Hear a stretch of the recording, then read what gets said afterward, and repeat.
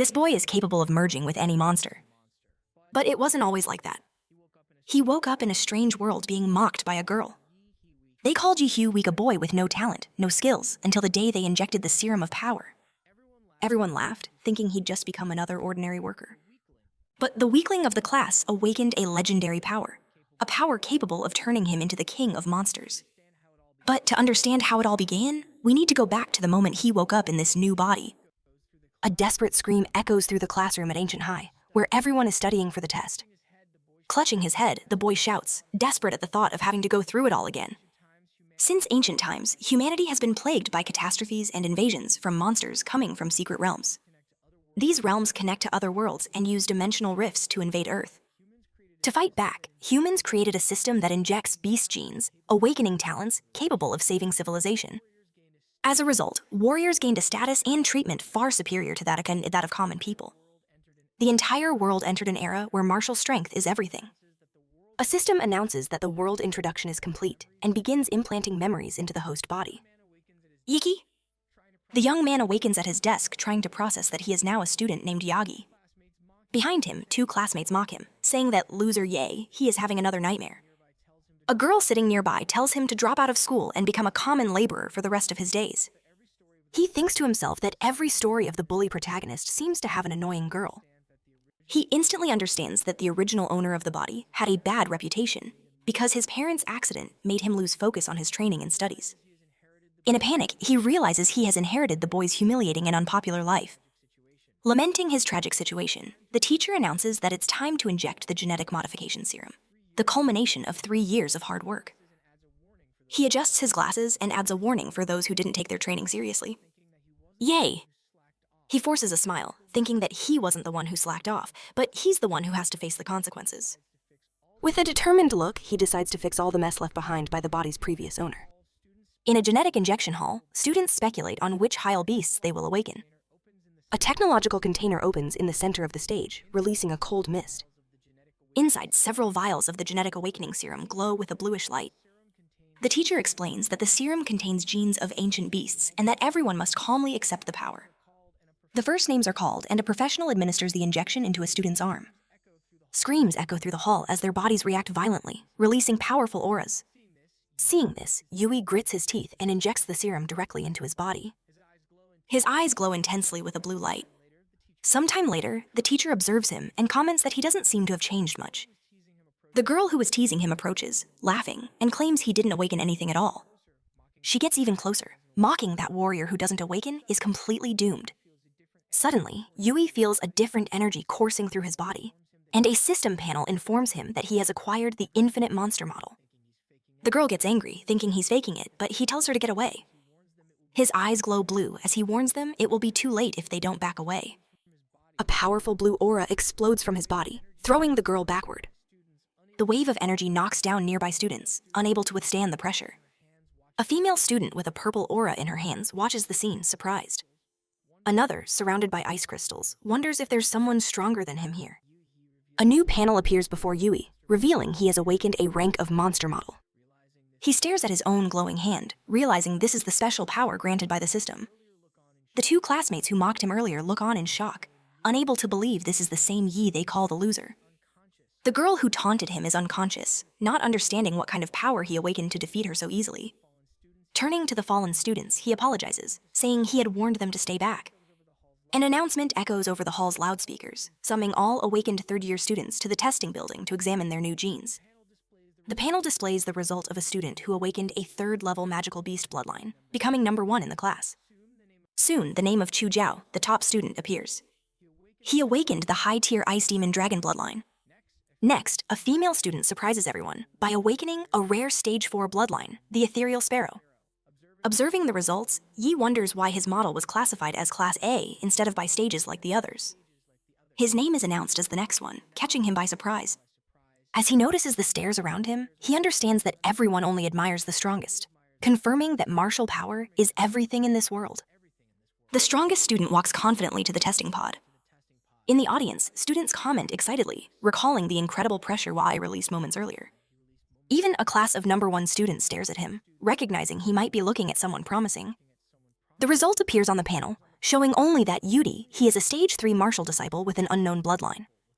The crowd erupts in laughter, mocking his lowly and calling him a loser. He leaves the testing area in silence, having already expected this. He confirms to himself that the device couldn't detect his model. At that moment, the system displays an upgrade guide, explaining that new monster models can be obtained by completing missions. A confident smile appears on his face as he realizes the true potential of his power. His eyes begin to glow again with the idea of conquering infinite models and becoming the true king of monsters. In the teacher's office, the master questions Idahi's decision to study at home for the college entrance exam. The boy insists, explaining that he's fallen too far behind and needs special training to catch up. The teacher advises him to prepare to repeat the year since his foundation is too weak to pass the exam. With a sincere look, yay! He begs for a chance and the master finally gives in. Afterward, he walks alone toward the ancient warrior center. Inside, he analyzes the money he has and considers his 2 options for increasing his power. Examining the system data, he wonders why his compatibility with the monster template is only 3%. The answer appears. His template absorbed the power of the genetic awakening serum. Realizing he can strengthen his templates with reagents, he decides he needs to buy more serum. Using his student ID at a terminal, his eyes widen in surprise. He can feel the aura and bloodline of every warrior around him because of his new vital magnetic field. The template named Diora picks up the life signals emitted by every nearby creature. An uncontrollable desire to fight awakens within him, promising to show the world what it means to be the king of beasts. Suddenly, a hand lands on his shoulder, pulling him from his thoughts. When he turns around, he finds a woman who friendly scolds him for staring so openly. Yui apologizes and asks where he can buy genetic medicine, and she notices the typical lack of control of someone newly awakened. The woman warns him that genetic medicine is expensive and can build up resistance over time. When he asks for the price, she calculates and informs him that a beginner's potion costs about 400,000. The shock is immediate, and he asks if there's any way to get a discount. She hands him a business card saying their referral from a veteran warrior might help. With a smile, he thanks her and says goodbye as the woman watches him walk away. Determined, he prepares for the next step of his plan. Shortly after, he spends a large sum on supplies and a new weapon. Later that night, a flash of energy lights up the window of one of the school dorms. Surrounded by empty sirens, he absorbs the potion's energy, and a system panel shows his compatibility and stats rapidly increasing. He tests his new physique on his room's floor. Satisfied with the speed of his progress, he feels that with this newfound power, he finally has a real chance to stand out in the exam. The scene shifts to an explanation of the secret realm classifications, which range from low levels to the apocalyptic S-class. Equipped and ready to fight Yi, he arrives at an ELE secret realm, realizing a place had been explored long ago. At the reception desk, an employee hands him a ticket after he signs the liability waiver. Outside, Yi stares at a massive swirling blue portal, the rift to the secret realm. A wild smile spreads across his face as he declares that this is the beginning of his journey to become the king of beasts. He runs and leaps with all of his might toward the portal. His body is swallowed by the blue energy swirling inside the dimensional rift. Just after crossing through, he lands on the other side and slides across the ground to absorb the impact. Lifting his gaze, he's struck by the magnificent landscape where 3 planets can be seen between the treetops. As he moves through the forest, he spots a red creature hiding behind a bush. A blade-fang rabbit, a firstal beast, leaps aggressively at M. Yay! He grabs it by the ears, showing that he had already sensed its presence with his vital magnetic field. A single punch is enough to defeat the creature instantly. He examines the magic core extracted from the monster, calculating the value and efficiency of the hunt. Uninterested in wasting time on weak beasts, he discards the core and moves on in search of his second-level enemy. Suddenly, the ground ruptures before him, revealing a giant demonic larvae. He wields his dagger with a smile of pure excitement, satisfied to have finally found the challenge he was looking for. The scene shifts to the E-class secret realm. Aning No 3, a place covered in strange flora under an alien sky. He blocks the giant larva's attack with his sword. He recalls reading that the creature's belly is its weak spot. As the monster's green blood drips down, the beast curls into a ball and rolls toward him with impressive speed. Concentrating energy in his fists, he prepares one of his new martial arts. A concentrated beam of energy shoots out and hits the monster's carapace, but it deals little damage. The creature retaliates, spitting purple energy projectiles from its mandibles. The boy's eyes wide and surprised by its range attack ability. With an agile leap, he dodges the shots as they whiz past him. One of them hits his jacket, drawing an annoyed complaint about the price of the newly bought clothes. Facing the enemy, he realizes he can't win with his current martial level and decides to resort to his special power. His eyes glow an intense blue as the bloodline of the demon emperor, Demora, activates. A blue draconic aura explodes around him, and the system panel displays his power level, rising from 15 to 21. In an instant, he moves swiftly and cuts down the demonic larvae with a single strike. His silhouette distorts into a shadowy beast before lunging into the monster's open mouth. He tears the creature apart from the inside, sending a green shower everywhere. With the battle over, he deactivates the transformation and expels the accumulated heat from his body. He then notices that his newly bought sword has been completely corroded by the creature's venom. The energy expenditure leaves him exhausted, and his stomach rumbles with hunger, but he has no food with him. Suddenly, an incredibly fragrant aroma fills the air. The source of the scent is the green-gray magic core extracted from the demonic larvae. Without a second thought, he swallows the core, which dissolves and releases energy inside him. A blue aura envelops him as the system announces an increase in his compatibility with the monster template. A wide grin appears as he realizes the magic cores are far more effective than the expensive potions. Tears of regret stream down his face as he remembers the money wasted on useless items. He turns his frustration into motivation and decides to hunt as much as possible. He activates his vital field, which expands in waves to detect all nearby creatures. The next afternoon, he leaves the secret realm with his stats significantly enhanced. 20. White and 1 green magic core are dumped on the counter, leaving the receptionist completely stunned. After handing over a portion of the cores as a government tax, he receives 200,000 credits in his account. With 9 days left before the college entrance exam, the scene shifts to the entrance of a portal leading to a D-class secret realm. A group of warriors gathers around a jeep discussing their mission to find the blood jade flower, now 1 member short. The leader, Lin He, introduces the new martial artist he hired through an agency. Using the Ilias Anosli, he introduces himself, explaining he had to use an illegal agency to enter the realm since he's still a student. The team members find the name odd, and he explains that his original one would violate copyright. The leader warns him not to cause trouble, and the young man agrees, thinking it's good to have responsibilities clear from the start. With their objectives set, the group speeds up in the jeep and dives straight into the blue portal. Souvenir crossing an alien desert guided by a tracker indicating the flower's location. During the journey, Yihei observes the landscape and concludes that the secret realms don't belong to a single connected world. Suddenly, monsters emerge from the sands and attack the moving vehicle. The captain orders Hood to deal with the creatures. The warrior obeys, launching a series of sharp blades at the pack. The strikes hit the monsters square in the head, taking out several at once. As the jeep pulls away, explosions erupt in the sand right behind them. Hood confirms the targets are eliminated, and Yigi carefully observes his companion's ruthless and precise technique. Further on, a vast desert with an oasis and 3 visible planets in the sky unfolds before them. The team continues their journey on foot under the scorching sun. Curious, Yigi asks why they are using the jeep, and the leader explains that the engine noise would attract more monsters. The captain begins to assign roles defining who will throw grenades, who will set traps, and who will be on the front line. Pointing at Yi, orders him to just watch, and he agrees with a relaxed gesture. A stun grenade is thrown toward the oasis, exploding and releasing pheromones to attract predators. The detonation awakens a colossal earth dragon, a level 2 monster that emerges furiously from the dust. Meanwhile, in another part of the desert, a mysterious figure approaches. A bald man in sunglasses licks the blade of his dagger with a smile. Captain Lin leads with precision, finishing the earth dragon with a single clean strike. The creature collapses, and the team wonders if it's finally been defeated. Sheathing his sword, the leader orders everyone to press forward without wasting time. Suddenly, a massive claw erupts from the sand, and one of the warriors screams a desperate warning. "Yeah," he reacts instantly, leaping up and preparing to counterattack. A devastating punch is thrown, forming a pillar of energy that disintegrates the monster in seconds. The others watch in shock, unable to believe a rookie could possess such strength. They surround him enthusiastically, congratulating the young man for saving the captain and accepting him as a true comrade. One of the warriors holds the dragon's soul essence, a red orb pulsing with energy. Amidst admiring comments, they explain that the item can enhance a martial artist's genetic model. Captain Lin sighs in relief, believing the worst is over. But in that same instant, a blade pierces him from behind, paralyzing him with surprise. Screams of horror echo across the field as the team tries to understand what just happened. Turning with great effort, the captain faces the traitor. Hood, one of his own comrades.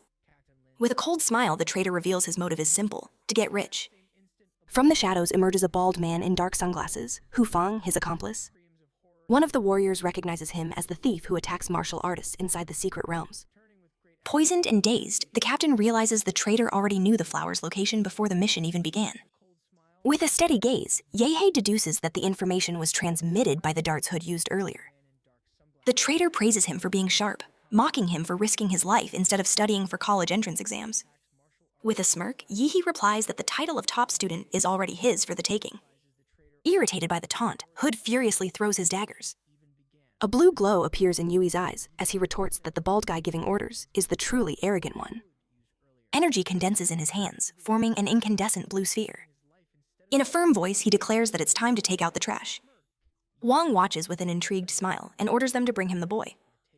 The traitor charges forward, launching a series of flaming blades. Ye responds by creating a spinning shield of blue flames, blocking every strike amidst sparks and heat. The collision kicks up a cloud of dust, and one of the survivors warns that the traitor has vanished from sight. In the blink of an eye, Hood reappears in the air and unleashes a powerful kick as Yi braces for the counterattack. Yahi concentrates a sphere of blue energy between his fingers, taking the perfect opportunity to test his new skill. A beam of energy shoots out, hitting the traitor square in the chest. The team members watch in shock, unable to believe a rookie defeated a veteran with a single blow. He blows on his fingertip as if it were a gun. As the traitor's defeated body falls to the sand, furious, Huang points and demands to know which great family Yi he comes from to possess such a powerful genetic technique. A massive dragon projection appears behind the young man, who ironically replies that he belongs to the demon clan. Huang scoffs, stating that even with a genetic technique, the difference in their martial levels is immense. He then activates his bloodline, transforming into a giant bear-like monster. He announces the name of his martial technique, Peak Shaker. Yay! He moves in and strikes first, hitting the creature's leg with an energy blast that makes it scream in pain. The monster counters with a powerful punch, trying to smash him into the ground. He narrowly dodges as the impact of the fist carves a crater in the sand. The villain grabs him and fires a volley of purple energy spikes from his back. Ye drops to one knee and unleashes a purple energy shockwave that spreads in all directions. When the attack ends, he leaps at him with a fist charged with energy and announces, "Now it's my turn." He concentrates all his energy into a flaming punch, delivering his most powerful blow. The attack hits the monster square in the chest, generating a blue energy explosion that completely consumes it. Huang's body falls to the sand, reverting to his human form, utterly defeated. The other team members watch in a state of shock, stunned by the overwhelming power they just witnessed. Defeated, the villain curses Yuihi with his last breath, vowing that such a wicked master will be punished. With his eyes glowing, Yahi glares at him coldly, questioning who he thinks he is to curse him. The martial arts admission exam begins at the In-City Central Sports Stadium. The crowd roars as the announcer declares the competition will be a single elimination tournament. Students will need to win 3 matches until the year's top score is decided. With an excited shout, the host officially declares the start of the city's exams. Instantly, intense battles erupt across the arenas, filled with energy and the shouts of the crowd. In Arena 6, however, Huang Tong's opponent has yet to appear. The announcer states that if Yi doesn't arrive in time, it will be considered a forfeit. Annoyed that she can't humiliate him, Huang Tong unleashes her fire lizard aura. In the stands, the crowd begins to mock Yuihi, calling him a coward. The referee checks the clock, preparing to call time. Just then, 2 masters in the stands sense a powerful aura approaching. In the sky, a figure surrounded by blue energy cuts through the air toward the stadium.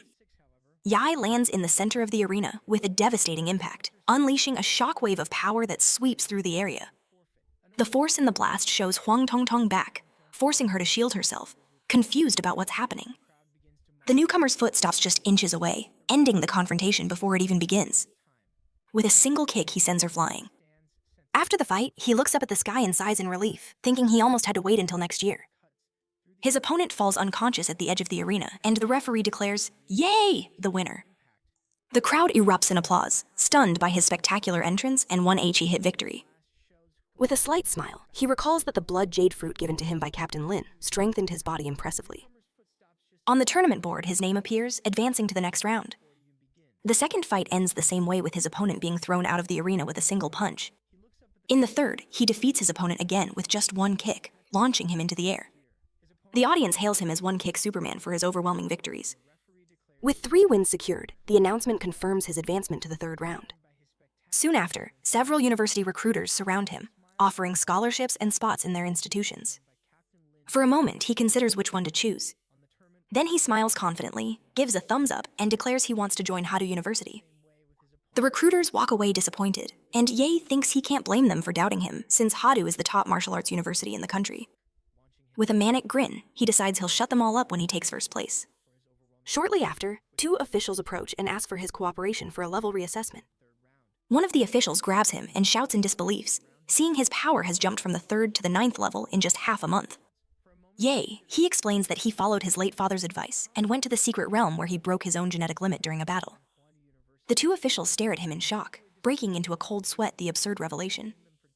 Without wasting time, they rush to report the incident, while the young man understands he has become a person of interest. In various parts of the city, parents and friends watch the broadcasts, proudly cheering for their children. Sitting alone in the waiting room, Ye scrolls through the news on his phone. His melancholic gaze reveals the weight of his loneliness, feeling like a forgotten orphan. Far away, his old teacher watches the fight on TV and shouts, encouraging his student to do his best. The first match of the promotion round begins with Yai in the center of the arena. His opponent is Luke Xuan, the top-ranked student from another school, who possesses a rare bloodline and is the heir to a family of warriors. With his eyes glowing blue, the young man calmly awaits his rival's first move. Lu Xuan smirks arrogantly, certain the outcome won't change no matter who stands before him. Confidently, he releases his energy and awakens the power of his bloodline. Ready for the clash, he lunges forward and unleashes a lightning claw strike, yelling that he will die if he isn't lucky. Even with the attack rushing toward him, the young man shows no fear. He grabs his opponent's hand and comments on the lack of strength in his strike. A scream of pain echoes as Luke Xuan's hand is completely crushed. He lifts his arm and slams him into the ground with devastating force, creating a crater in the arena. With a calm smile, he asks if there are any decent contestants, as the announcer declares another victory. The announcer calls another instant knockout, this time against the tournament favorite, Luke Xuan. He becomes an online sensation with the public admiring his calm demeanor and mastery of his skills. The crowd goes wild, chanting his name and calling him one kickman. As Luke Xuan is carried away on stretcher, a blue-haired student watches him from a distance. With a firm gaze, he vows to defeat Yai in the final round. In the Hall University broadcast room, an official demands a full report on the young man in 30 minutes. The scene shifts to another arena where the second group's fights continue at a fierce pace. Xiaoling, known as the queen of her school, taunts her opponent for maintaining an apathetic expression. On the other side is Liu Qing's, the untouchable flower, who remains silent and focused. The referee blows the whistle, starting the match. Xiaoling charges with a direct strike, promising to see how her rival will react after being knocked down. Liu Qingsu prepares herself and activates her family's secret art, enveloping herself in a serene and powerful aura. A cutting energy attack shoots from her hands and collides with her opponent's blow. The two exchange strikes at incredible speed, moving like shadows through the air. Liu Qingsu scolds her opponent for not fighting seriously and counters with a flaming kick technique. In a swift move, she traps her adversary's hand within a rotating current of air. Kai Xiaoying panics as she realizes she's trapped and can't break free. Seizing the opportunity, Liu Qing unleashes the Primordial Chaos Finger, an advanced level martial technique. The announcer shouts in surprise, unable to believe a high school candidate has mastered something so powerful. Cornered, Ka Xiaoying activates her bloodline, summoning the image of a flame tiger behind her. The manifestation takes form and charges ferociously at Liu Qingsu. With a wild look in her eyes, she challenges her rival to show her legendary ethereal phoenix bloodline. Liu Qingsu remains calm and replies that what she's already shown is more than enough. Furious, Kai Xiaoling unleashes even more power, screaming that no one beneath her level can challenge her. The two collide in the center of the arena, one wielding fiery claws, the other guiding pure energy. Liu Qingsu moves like a phantom, effortlessly dodging the attacks and counterattacking from below with a devastating kick. With her eyes glowing, she finishes with the Primordial Chaos Jade Finger. The energies clash and an explosion of light and dust engulfs the arena. The crowd holds its breath, eager to see the result. When the dust settles, only Kai Xiaoying is left standing. With a tired look, Kai Xiaoying realizes the battle isn't over yet. In the next instant, her body gives into exhaustion and she collapses, revealing Liu Qing as the true winner. The announcer declares her the champion, hailing her as a genius of her generation for her extraordinary skill. The scene shifts to the drawing ceremony for the Final 8 tournament. Yui is called up and approaches to draw his sphere. Upon opening it, he discovers the symbol that places him in Group A. Soon after, a muscular student named Shen Guan walks up, revealing he's also in the same group. In a casual tone, he suggests they watch the first match while they wait for their turn. On the big screen, Chu appears, defeating his opponent with ease. The announcer calls his victory, and Shenwan remarks that he's from the same school as Yi. The rival school's principal clenches his fist, angered by his student's defeat in the tournament's opening match. Curious, Yi asks Shenguan how the defeated fighter compares to him. With a confident smile, the young man brags about his strength, saying he's the president of his school's martial arts club. Staring at Yuhi, he states that in this year's exams, he considers him his only real threat. He explains that his senses have always been sharp, and that he can feel the dormant beast inside his rival, ready to awaken. With a slight smile, he calls him to the arena, saying it's their time. The two step up for the second match of the Final 8 tournament. The announcer calls the long-awaited showdown between Shenguan of Kingfing Private School and Yihi of Anning First Senior High. The competition to decide. Anking's top 4 rages on.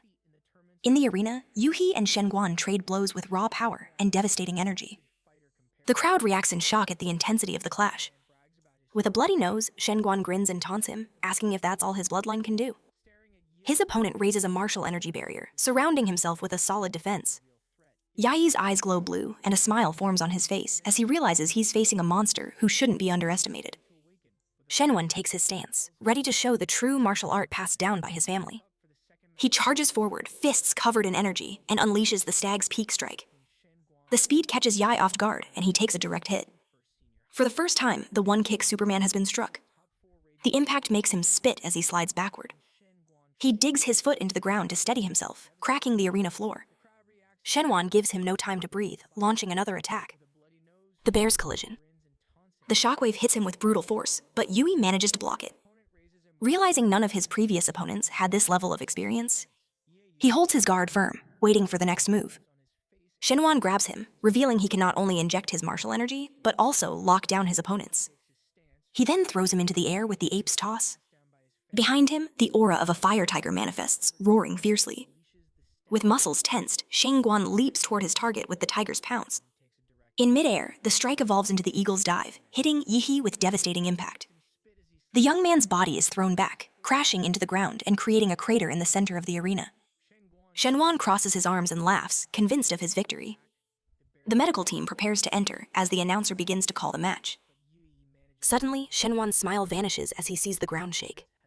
A blast of dark blue aura erupts from the crater, sweeping across the arena with chaotic energy. From the shadows, a hand covered in sharp claws plants itself on the ground. Yet he emerges, clad in dark armor that pulses with lightning and growing power. In a firm voice, he states that for his rival's sake, he is the first to witness this transformation. Shenwan stares, stunned, realizing that besides Liu Qingsu, there is another genius in Anqing with the personification of a magical beast. Facing Yui's complete form, he feels the crushing wave of his bloodline awakening. In the control room, an examiner watches the nuclear radiation meter hit its limit. In response, the evaluators raise a martial energy barrier to contain the leap that threatens to escape the arena. In the stands, the students buzz with excitement, trying to guess what mysterious and powerful beast Yidi had awakened. The young man knows the creature of his bloodline doesn't exist on this planet, which is why no one recognizes it. Shangguan's nose starts bleeding again, and he realizes his martial arts shield can no longer contain the energy radiating from Yahe. With no other choice, he also activates his bloodline awakening, taking the form of the Golden Star Ape Demon. With a shout, he unleashes his martial art, creating a strike that takes the form of a golden serpent. Yay! He faces the attack and prepares to counter with his own technique. In a single motion, he throws the obliterator fist, completely dissipating the energy serpent. Shenwan looks at his arm, aware that it would have been destroyed if he hadn't released his full power in time. With a steady gaze, Ye declares that no matter how skilled he was, the outcome of this fight would not change. The two rivals face each other in their transformed states, a third-order bloodline king against a rare and unknown magical beast. Shangguan feels the weight of Yihi's strength, realizing he can only advance by making a strategic retreat. As he tries to gauge the next move, his opponent lunges forward, warning him not to get distracted. A series of strikes is unleashed with sharp claws. Shangguan reacts instantly, channeling the Golden Serpent Strike. The attack is blocked by hand as Yi firmly grabs his opponent's fist. In an instant, he reveals that his real target is behind him. A tail slices through the air towards Shenwan's back. Suddenly, a colossal foot materializes high above, about to smash the field. The impact makes the arena tremble, kicking up dust and stone fragments. Shenguan lands on the giant foot, only to realize his enemy has already vanished. A few meters away, Yidi appears with his arms crossed, unharmed and imposing. He takes a single step forward, cracking the ground, and announces that now it's his turn. A wave of blue energy explodes from his body, tearing through the air like a devastating blast. The impact hits Shen Guanwan head-on, forcing him to retreat and revert from his transformation. Fallen, he bows his head and declares his surrender. Yeah. He sighs in frustration, lamenting that he had to hold back his power just when he was ready to fight. He retracts his claws and decides to end the match, exhaling a blue smoke that betrays his suppressed effort. Back in human form, he runs a hand through his hair, remembering that the rules forbid him from attacking after a surrender. The stands erupt in euphoria, and his classmates shout Brother Ye's name, celebrating his victory. Across social media, videos and memes show the contrast between Shen Xuan's initial confidence and his humiliating defeat. The comments multiply, proclaiming, "Yay, he has the highest score in the exam." In the principal's office at Kingfing Private School, the principal grinds his teeth in a rage. He confronts Shen Guan, screaming about the money he invested and calling him ungrateful. With a firm expression, the young man places a hand on his shoulder and says he only surrendered so he wouldn't end up in a coffin. He warns that it's not wise to threaten someone stronger. The principal turns pale and starts to sweat, stammering that he's right. Soon, the big screen announces the 4 finalists of the exam, ending the round with applause and tension. The principal of Ancient First Senior High celebrates the victory enthusiastically, while Teacher Lee cheers even louder, overcome with euphoria. The drawing ceremony for the semifinals begins, and Yi realizes that once again, he has drawn the first number. On the other side, Liu Qingsu reveals the same result, drawing curious looks from the audience. The big screen confirms the matchup. The first semifinal battle will be an internal duel between Yai and Liu Qingsu, both representing Ancient First Senior High. The crowd buzzes with anticipation over Liu Qingsu's power. Known for mastering 2 royal martial arts and carrying the bloodline of a Thirdal king. There's also talk about Yi He, who defeated an opponent of the same caliber and might be hiding an even more terrifying bloodline. In the arena, the atmosphere is pure tension, and the stands are packed with eager spectators. The 2 competitors step onto the platform, positioning themselves face to face under the judge's watchful eye. With a firm nod, the referee announces the start of the match. Yay! He dashes forward, advancing without hesitation to strike first. Liu Qingsu moves calmly through the rising smoke, preparing her counterattack. From the mist emerges a figure cloaked in shadows, her eyes shining intensely. With a determined expression, she watches her opponent, thinking that she hopes he's really as strong as they say. The match begins, and Yi releases a dense cloud of steam that covers the entire arena, blinding the audience. The announcer excitedly narrates, wondering how the talented girl from the Liu family will handle the competition's dark horse. Inside the smoke, Yeti makes out his opponent's silhouette and realizes her martial skills surpass his own. He understands that as a combat genius, the longer the fight goes on, the harder she'll be to beat. He decides to go all out from the start and prepares the mountain prison fist. Liu Qingsu raises an energy barrier, assuming he'll use the move to force her on the defensive and create an opening for a counterattack. But the young man moves unexpectedly, launching a long-range sweep kick. As she leaps back, she realizes he didn't use a fist technique as announced, but a steel whip. Angered by the trick, she awakens her bloodline and roars. She charges forward with a straight punch, and the spectators react, accusing him of fighting without martial ethics. The tactic breaks Liu Qingxu's rhythm, putting her at a disadvantage. Yi keeps up the pressure, giving her no room to react. She channels her martial energy and forcefully repels him. His hand transforms into a claw, and he warns her she won't escape so easily. He launches himself through the air, delivering an energy-charged strike. Liu Qingxu tracks his movement and manages to jump away, narrowly dodging. She immediately counterattacks, causing an explosion that shakes the arena floor.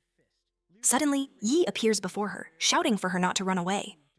The sequence of attacks is brutal, forcing her further and further back. While trying to defend, she notices her opponent's absurd strength and remembers her 2 secret techniques, the defensive floating shadow and the offensive Hanuan Jade Finger. She realizes she's being pushed to the edge and won't have time to use either technique before falling. With a steady gaze, she decides to use her last resort. A purple feather shrouded in dark energy materializes in her hand. Yay! His face fills with surprise as he recognizes the object. She reveals her final trump card, an eye-like artifact pulsing with immense power. She activates her bloodline's awakening, the ethereal bird. A colossal bird appears in the air. Its purple wings expanding and shedding feathers of pure energy, leaving the boy in shock. Surrounded by her aura, New Qingxu floats, revealing her awakened magical beast bloodline for the first time. Purple energy gathers in her palm as she warns Yehi to be careful, saying she can't control her power in this form. The young man smiles confidently and replies that it's better this way because now he can also fight with everything he's got. Suddenly, he feels feathers hitting him from behind and instinctively turns around. Before he can realize it, his opponent is already in front of him, unleashing the mysterious Hanwha Jade Finger Art. Yay! He retaliates with a shout, preparing the atomic explosion fist. The two techniques collide, releasing an explosion in the center of the arena. The crowd covers their eyes, blinded by the intensity of the impact. The shockwave sends Liu Qingsu flying. A scream torn from her as her body is thrown through the air. Astonishment fills her face as she feels the enemy's overwhelming power.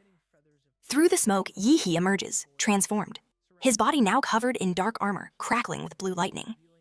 A savage roar echoes, revealing the monstrous form he had hidden until now. The first semifinal of the exam erupts in a blast of blue lightning that engulfs the arena. Liu Qingsu feels the dangerous fluctuation of energy and realizes the situation is about to spiral out of control. In his beast form, yay! He concentrates an absurd amount of power. The protrusions on his back glow, gathering energy for a devastating blow. The power flows to his mouth, which begins to crackle the electric bolts. He fires a colossal blast of energy, the dreaded Godzilla's breath. Liu Qingsu wraps her body with her wings, bracing for impact. She uses them as a shield, channeling every bit of energy to sustain her defense. Her eyes glow as she activates a latent ability, determined to resist. The beam hits her barrier in a blinding explosion. With great effort, she manages to redirect the attack using the feather deflection technique. The breath is deflected and shoots toward the ceiling, cracking the structures. The audience panics as they see the uncontrolled energy raining down on them. At the last second, a golden honeycomb-shaped barrier rises to protect the crowd. The beams ricochet around the arena, creating a chaotic spectacle of light and destruction. Shrouded in a golden aura, Mayor Hawaiian, King of Anqing appears, floating above the arena. With a firm gaze, he declares that on this day, the strongest champion in the city's history will be born. The announcer shouts in relief, thanking the mayor for saving the audience. Amidst the debris, blood drips, forming a puddle on the cracked floor. Liu Qingsu remains standing, wounded and exhausted, her clothes tattered and her wings weak. Her face shows astonishment as she realizes her defense was shattered by a single blow. Doubt eats at her. Can she really defeat him? A memory surfaces. A young Liu standing before the ancestral tablets, being told she is the family's hope and that she cannot fail. Another memory overlaps. Her mother's voice saying she dedicated everything so her daughter could revive the Liu name. The pressure suffocates her. Her mother's gaze demanding that she keep winning. Not just in the exam, but always. Back in the present, she breathes heavily and faces Yi He. Her opponent is shrouded in an intense blue aura, his body vibrating with power. She silently admits that he is truly strong. She thinks it's only natural that she can't beat someone like him. With a tired face and a glint of resignation in her eyes, she urges him to end the fight quickly. She moves forward in a final motion and lands a direct blow on her opponent's chest. Surprised and with fear on her face, Liu Qingsu asks why her opponent didn't dodge. Yay! His blue gaze remains fixed on her, serious and firm, as he asks where her fighting spirit from before has gone. Her eyes widen in confusion. The intensity in his gaze grows. He asks if she even truly looked at him during the fight. With his fist cloaked in energy, he shouts that he will win this title fair and square. Liu Qing's purple eyes gleam, still confused by his words. In a sudden advance, yay. He lands a direct punch to her face. His voice is firm as he warns her to face him seriously. The assault continues. Fast, precise, merciless strikes. Between the impacts, the girl complains, saying he's cruel for attacking her like this. She screams, asking why he insists on fighting when she just wanted to hand him the victory. The final blow sends her flying amidst an explosion of energy. In midair, she protests that he shouldn't hit a girl in the face. Yeah, he shows a satisfied smile. He says this is much better and taunts her to fight for real as she doesn't want to get beaten up. Rage fills her eyes. A roar echoes as she unleashes all her power in a blast of purple energy. Her body is engulfed in mystical flames. The art of ignition awakens. In her full, magical beast form, she declares that she will defeat him with all her might, exactly as he wished. In the air, Liu Qingsu floats with her wings spread, staring at her opponent. Yui grins, excited. He says that now that she's revealed her true form, things have finally gotten interesting. His transformation begins soon after. The dark armor completely envelops him, sparking the lush lightning. In a firm tone, he states he can't let his guard down. His power combines the Dura model with Keong, creating a nuclear-like combat body. In his complete form, he challenges King Shu to a good fight. She concentrates purple energy in her hands, preparing her next strike. A gigantic tornado forms ahead the rending hurricane, which charges forward, leaving a trail of destruction across the arena. Yehi breaks through the whirlwind with an explosive fist, shattering the energy flow. The warrior responds with a devastating sonic scream that spreads in waves through the air. The two powers collide, and the arena is engulfed by an explosion of purple and blue light. Even after a direct hit, Yui holds his ground, resisting the force of the impact. With a defiant smile, he asks if she thinks she's the only one who can scream. The plates on his back glow intensely, charging energy for the next attack. King recognizes the move, but decides to drop her defense and bet everything on her final technique. Wrapped in a purple aura, she declares she will face her opponent head-on. Yahi unleashes the atomic breath, a massive blast of blue energy. In response, the warrior lets out a cry and unleashes her bloodline ability, launching countless underworld bloodthorns. The attacks slice through the air at high speed, about to collide in the center of the arena. Outside, the announcer panics, realizing the collision is beyond the two competitors' control. Mayor Hang King acts quickly, activating a genetic technique. From the ground, an immense energy barrier rises, the Li-Line Divine Wall. The attacks crash against the wall, creating a blinding explosion of light. The audience reacts in shock, trying to understand what happened and if it was the mayor who protected them. As the smoke begins to clear, everyone realizes his action prevented a tragedy. Huang King observes the arena in silence. He thinks to himself that the walls were hastily erected and that no one expected such powerful candidates. Amidst the dust, a hand falls limply. Liu Qingsu lies on the ground, severely injured. The power of her magical beast form is completely depleted. Even so, she refuses to give up. She believes she can still fight. Yay! He approaches with slow steps and stops before her. King Shu remains seated amidst the wreckage of the arena. He warns her that if she doesn't eliminate the nuclear radiation from her body, she'll end up crippled.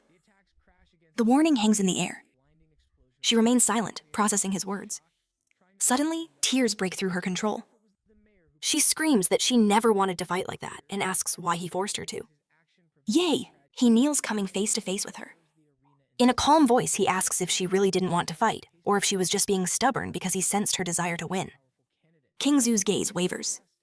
She doesn't know what to say. She thinks for a moment and realizes he's right. In the heat of battle, she felt the thrill of fighting for herself without any restrictions. Her face flushes with shame as she confronts her own truth. Yay! He extends his hand and channels healing energy over her wounds.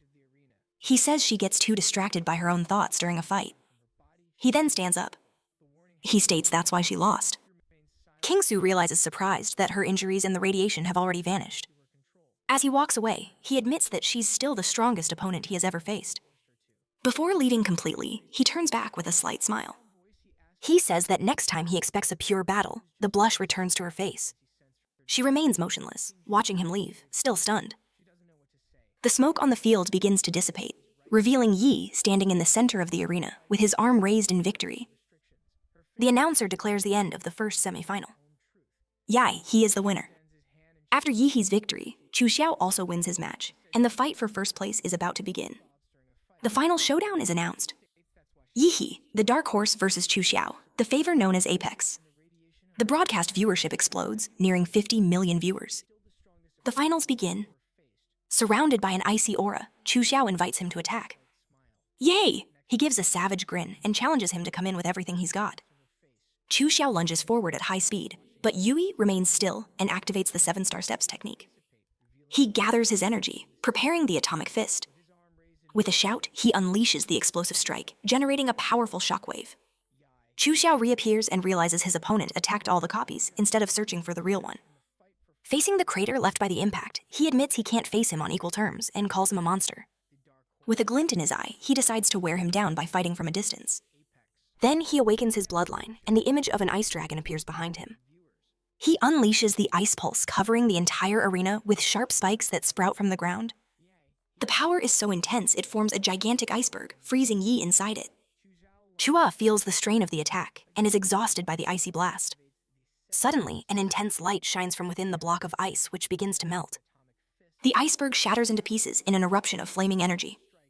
Chuho is shocked, unable to believe he escaped so easily. Among the debris, Yuri faces his opponent as another blast of ice is launched. The blue sphere rushes forward but effortlessly dissipates.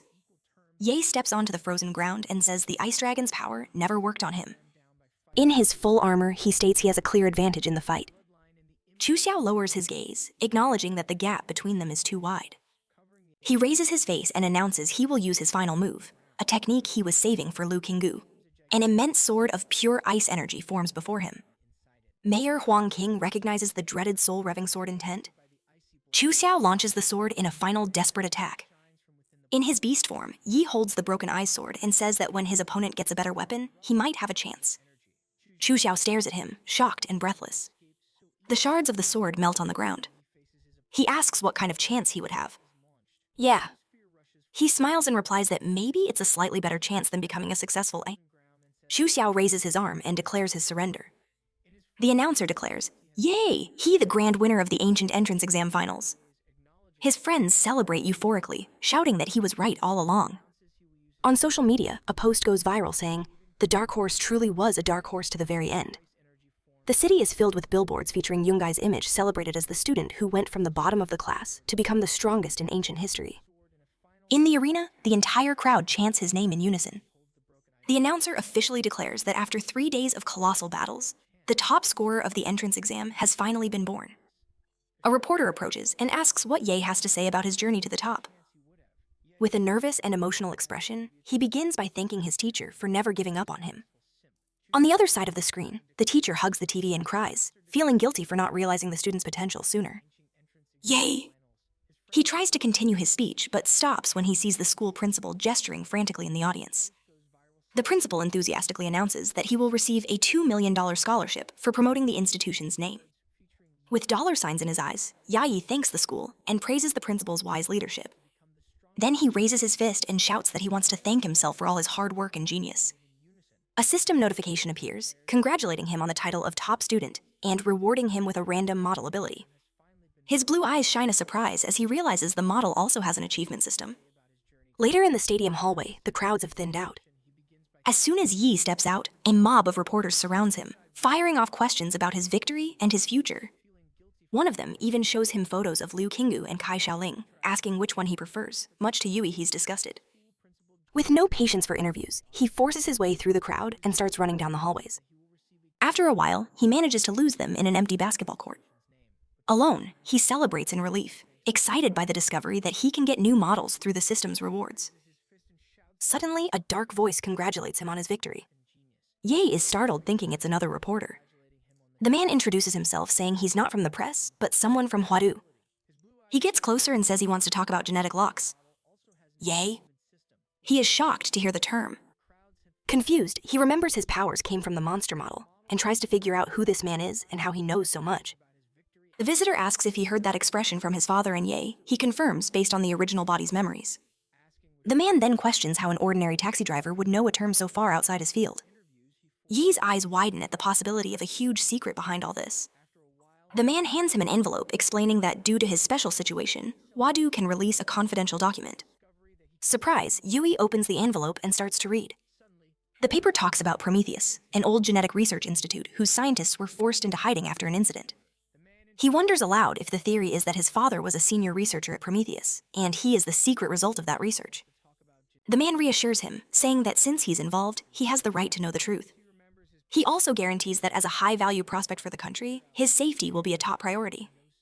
Yai grimaces, thinking about how fame only attracts more trouble and how society adapts way too quickly. The man says his goodbyes and leaves, leaving him alone on the court. Yahi takes a deep breath and goes back to celebrating, pleased with his exam results and even more so. With the chance to draw a new model ability, without wasting any time, he activates the gacha system to receive his reward. A sphere of dark purple energy forms in front of him. With his eyes gleaming, he watches the energy rife. A card shrouded in a dark aura emerges from the portal. From it, a gigantic blue skeletal humanoid appears. A D-rank model. On the system screen, the details of the new supergiant humanoid model appear with abilities for gigantification and superheated steam. Yay! His eyes widen as he realizes the model's abilities can overlap. He wonders what the result of combining his two powers would be. With the image of a colossal monster rising behind him, he declares that he will become the true king of monsters. Elsewhere, a man named Hulong cancels all his future appointments for personal reasons. He crushes his phone with a single finger. His face twists in fury, and his purple eyes glow with a frightening intensity. An investigator in a hazmat suit informs him they haven't found his brother's body in the secret realm. On a screen, Hulu Along watches a video showing the moment his brother is hit by Yi, his radiation blast. He regrets that his brother didn't listen to his warnings, the same younger brother he had promised his mother he would protect.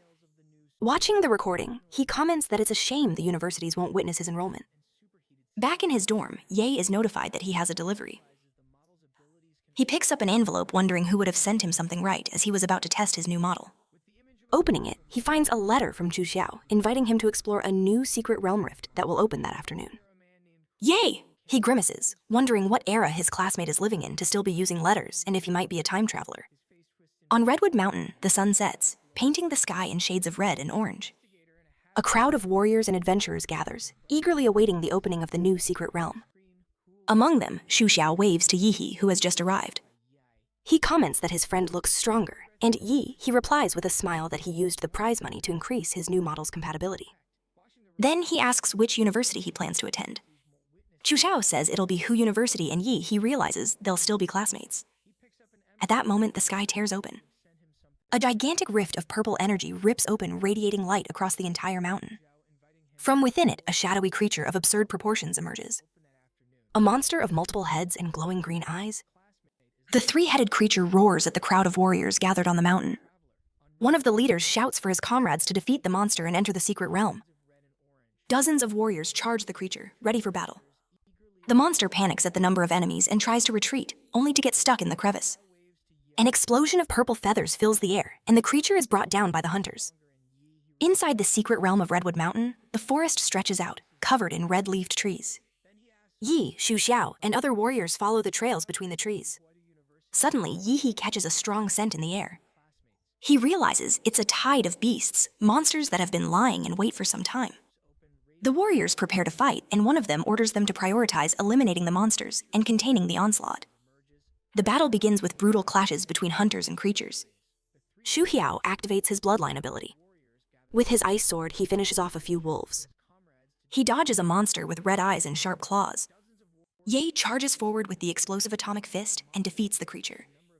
He warns Chua about what's coming from behind, and the boy thanks him. The two look out over a field covered in bones and conclude that none of these beasts are worth the effort. Chu Xiao turns and is shocked by the pile accumulated around Yihi. He realizes the monsters were melted by large-scale radiation. Surrounded by a blue aura, Ye prepares to attack again. Further back, a group of warriors comments on how the fight in the rear ended so quickly. One of them explains it's because of the gunner from Anqing. Another doubts his student could have done that, but his companion retorts that the young man could take down 10 like him. The warriors start pushing the remaining monsters toward Yihi. Suddenly, a signal comes from the front line. The leader of the tide has been defeated. The horde begins to retreat. The survivors regroup, and Xu Jiao realizes that out of thousands, only 800 warriors remain, many of them wounded. Panting, he approaches carrying a giant bag full of monsters. Xu Xiao offers his storage ring to hold everything, and he is impressed by the boy's wealth. They see a group of warriors returning, and the others comment that without their help, they would have collapsed from exhaustion. The crowd gathers around the leader who has just arrived. He introduces himself as Wuan, leader of the Silver Wolf martial arts group.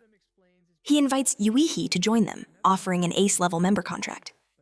The surrounding warriors are impressed, knowing it's a rare and valuable opportunity. Suddenly, a woman appears riding a tiger of purple flames and accuses Wuan of trying to poach talent.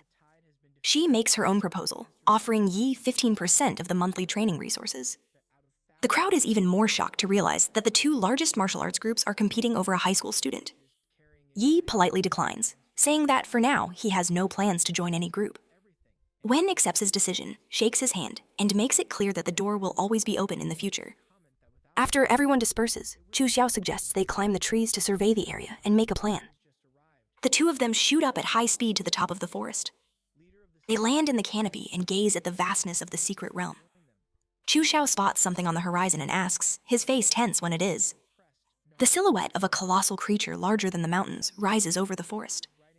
With a wild smile, "Yay." He says that one day they will hunt beasts like that and uncover the truth of these realms. Xu Xiao watches him, impressed by his confidence in the face of such a powerful and unknown being. He recognizes that Yi surpasses him not only in martial arts, but also in willpower. Yeah. He activates his vital magnetic field and scans the area.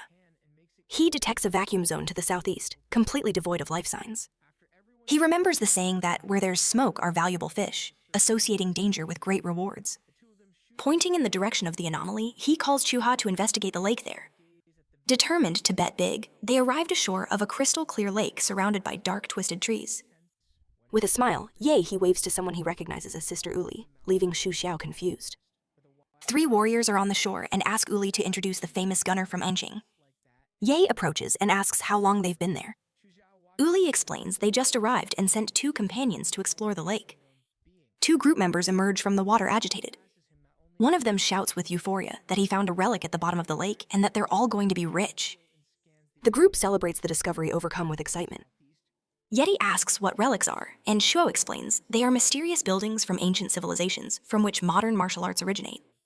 One of the warriors notices their presence and stares with suspicion.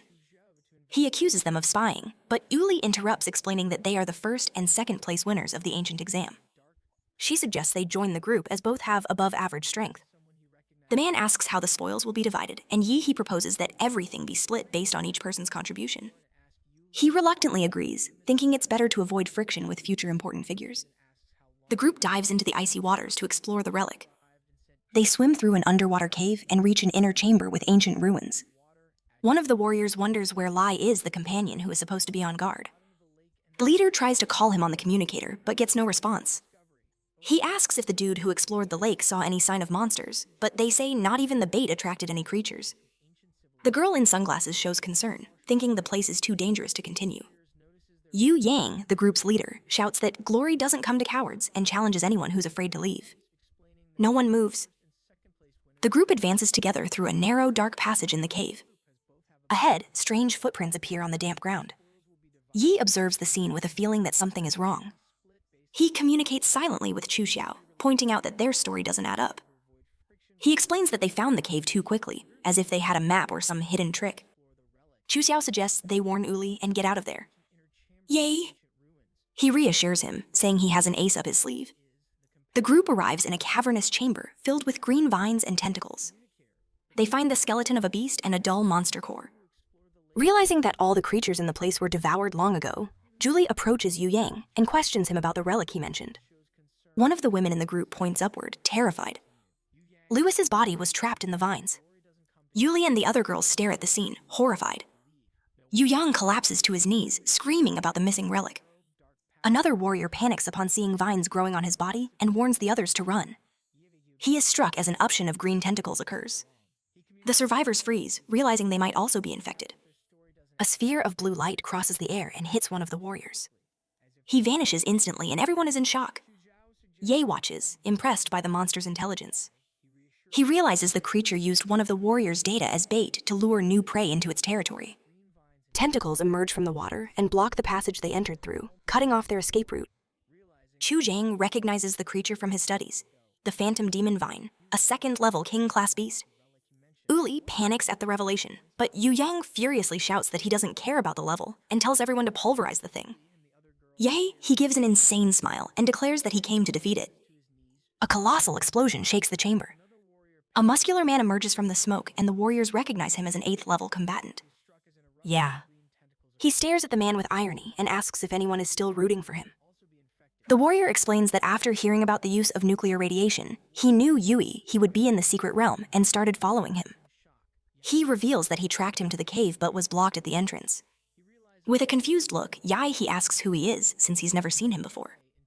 The man gets angry, yells at him to stop pretending, and lunges forward to attack.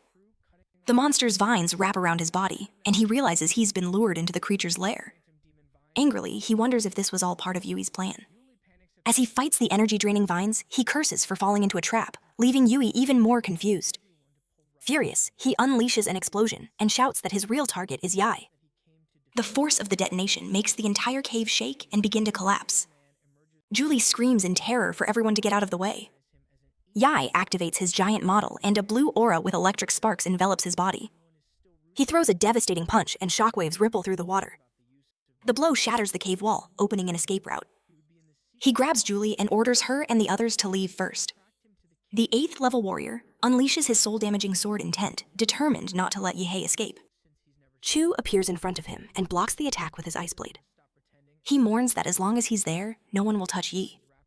The man laughs with contempt, finding it impossible that such a weak blow could hit someone of his level. Suddenly, Yi appears behind him and calls him a chatterbox, asking where he's looking. He lands an explosive atomic fist and sends him flying. The force of the impact tears through the cave. Ye?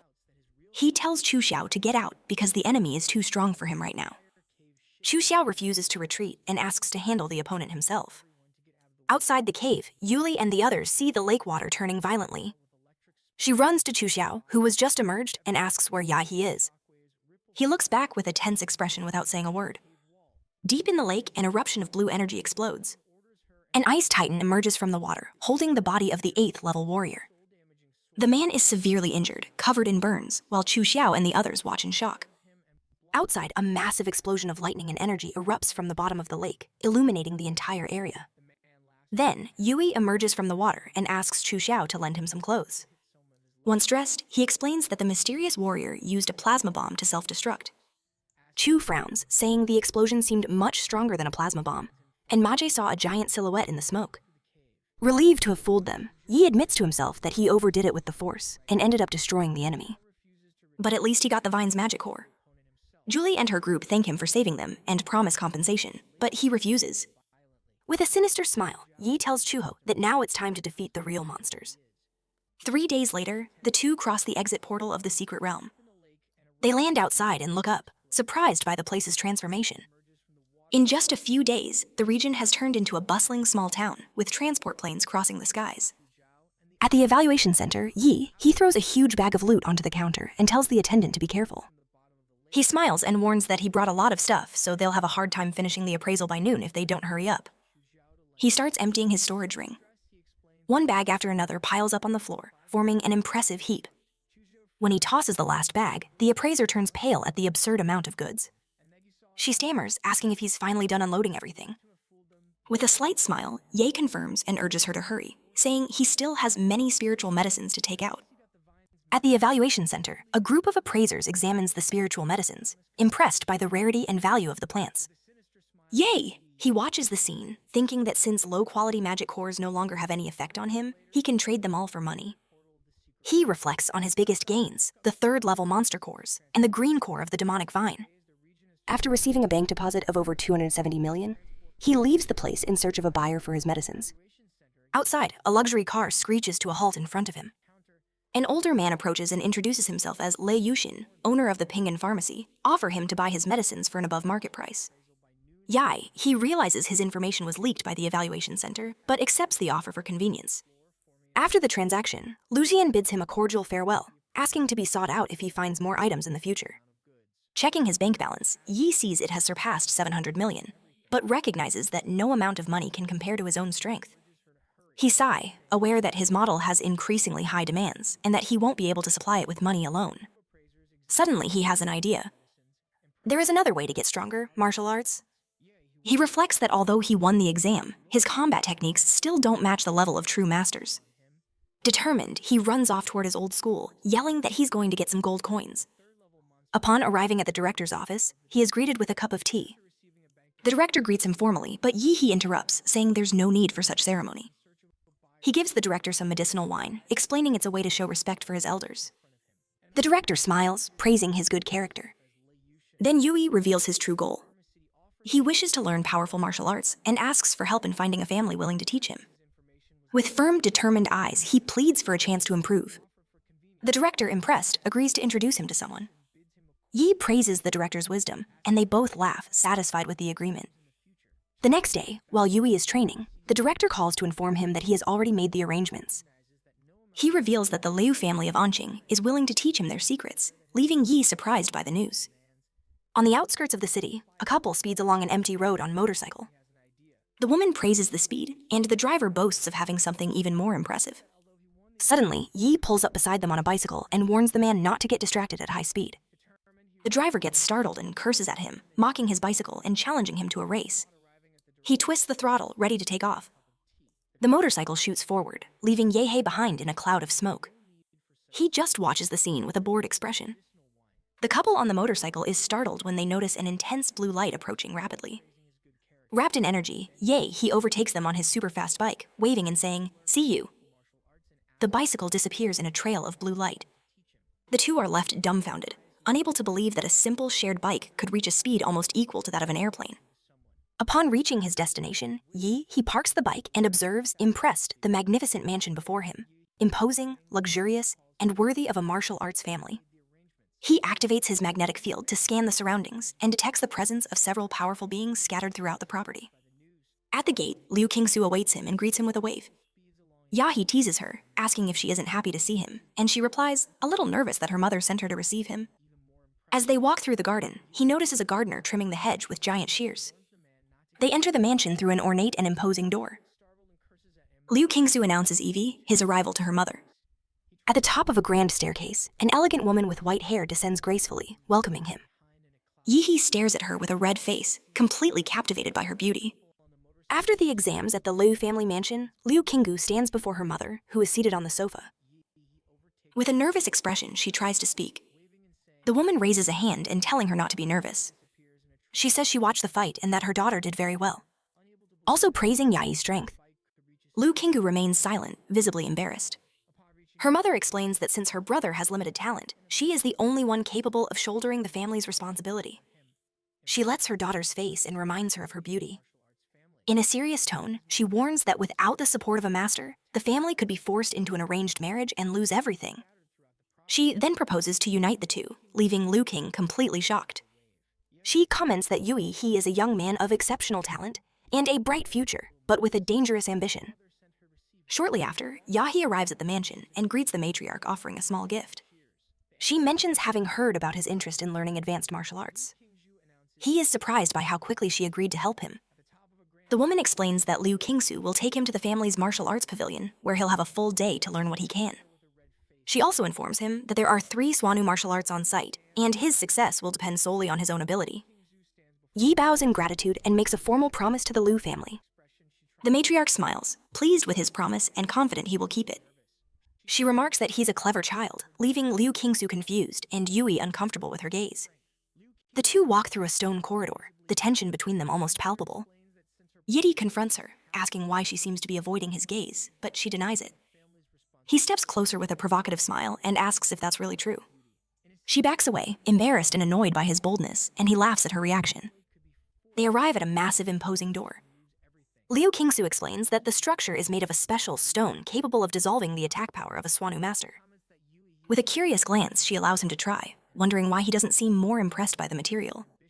Yi concentrates blue energy into his fist and prepares to strike. The sight of his attack awakens bad memories for Liu Qinggu. He unleashes a powerful punch that echoes throughout the chamber, but the door doesn't move. He steps back, surprised to see that not even a crack has appeared. He complains that the blow felt like it sank into mud and that over 90% of his strength was absorbed. While Liu Qingsu laughs his failure, she guides him inside the pavilion and explains that the martial arts are divided into categories which can be accessed with an identity card. The two proceed to a small stone room in the deepest part where they need to scan the card again to enter. She warns him that it's impossible to comprehend Chuanwang martial arts in just one day and suggests he choose something more suitable. Yay. He smiles and teases her, asking if she's worried about him, which annoys her. She approaches a panel and enters a password, explaining that the room is extremely secure. The door opens, revealing the entrance to a secret room. Inside, 3 Amen's vaults guard the Liu family's secrets. On one of them, the name The Devil in Flesh and Bone is engraved. Liu Qingsu explains that the key to mastering Xuanwang arts is to sense the martial rhyme left by its creator. With a maniacal grin, Ye declares that the Devil in Flesh and Bone is perfect for him, claims to be the one chosen for that art. The vault door opens and he steps into a dark chamber. He looks up, surprised by what he sees. He realizes the Kuanong martial art isn't a book, but a statue. He sits before the statue, trying to sense the martial rhyme. He wonders if he's truly entered the world of the rhyme, surprised that the art is a simple statue.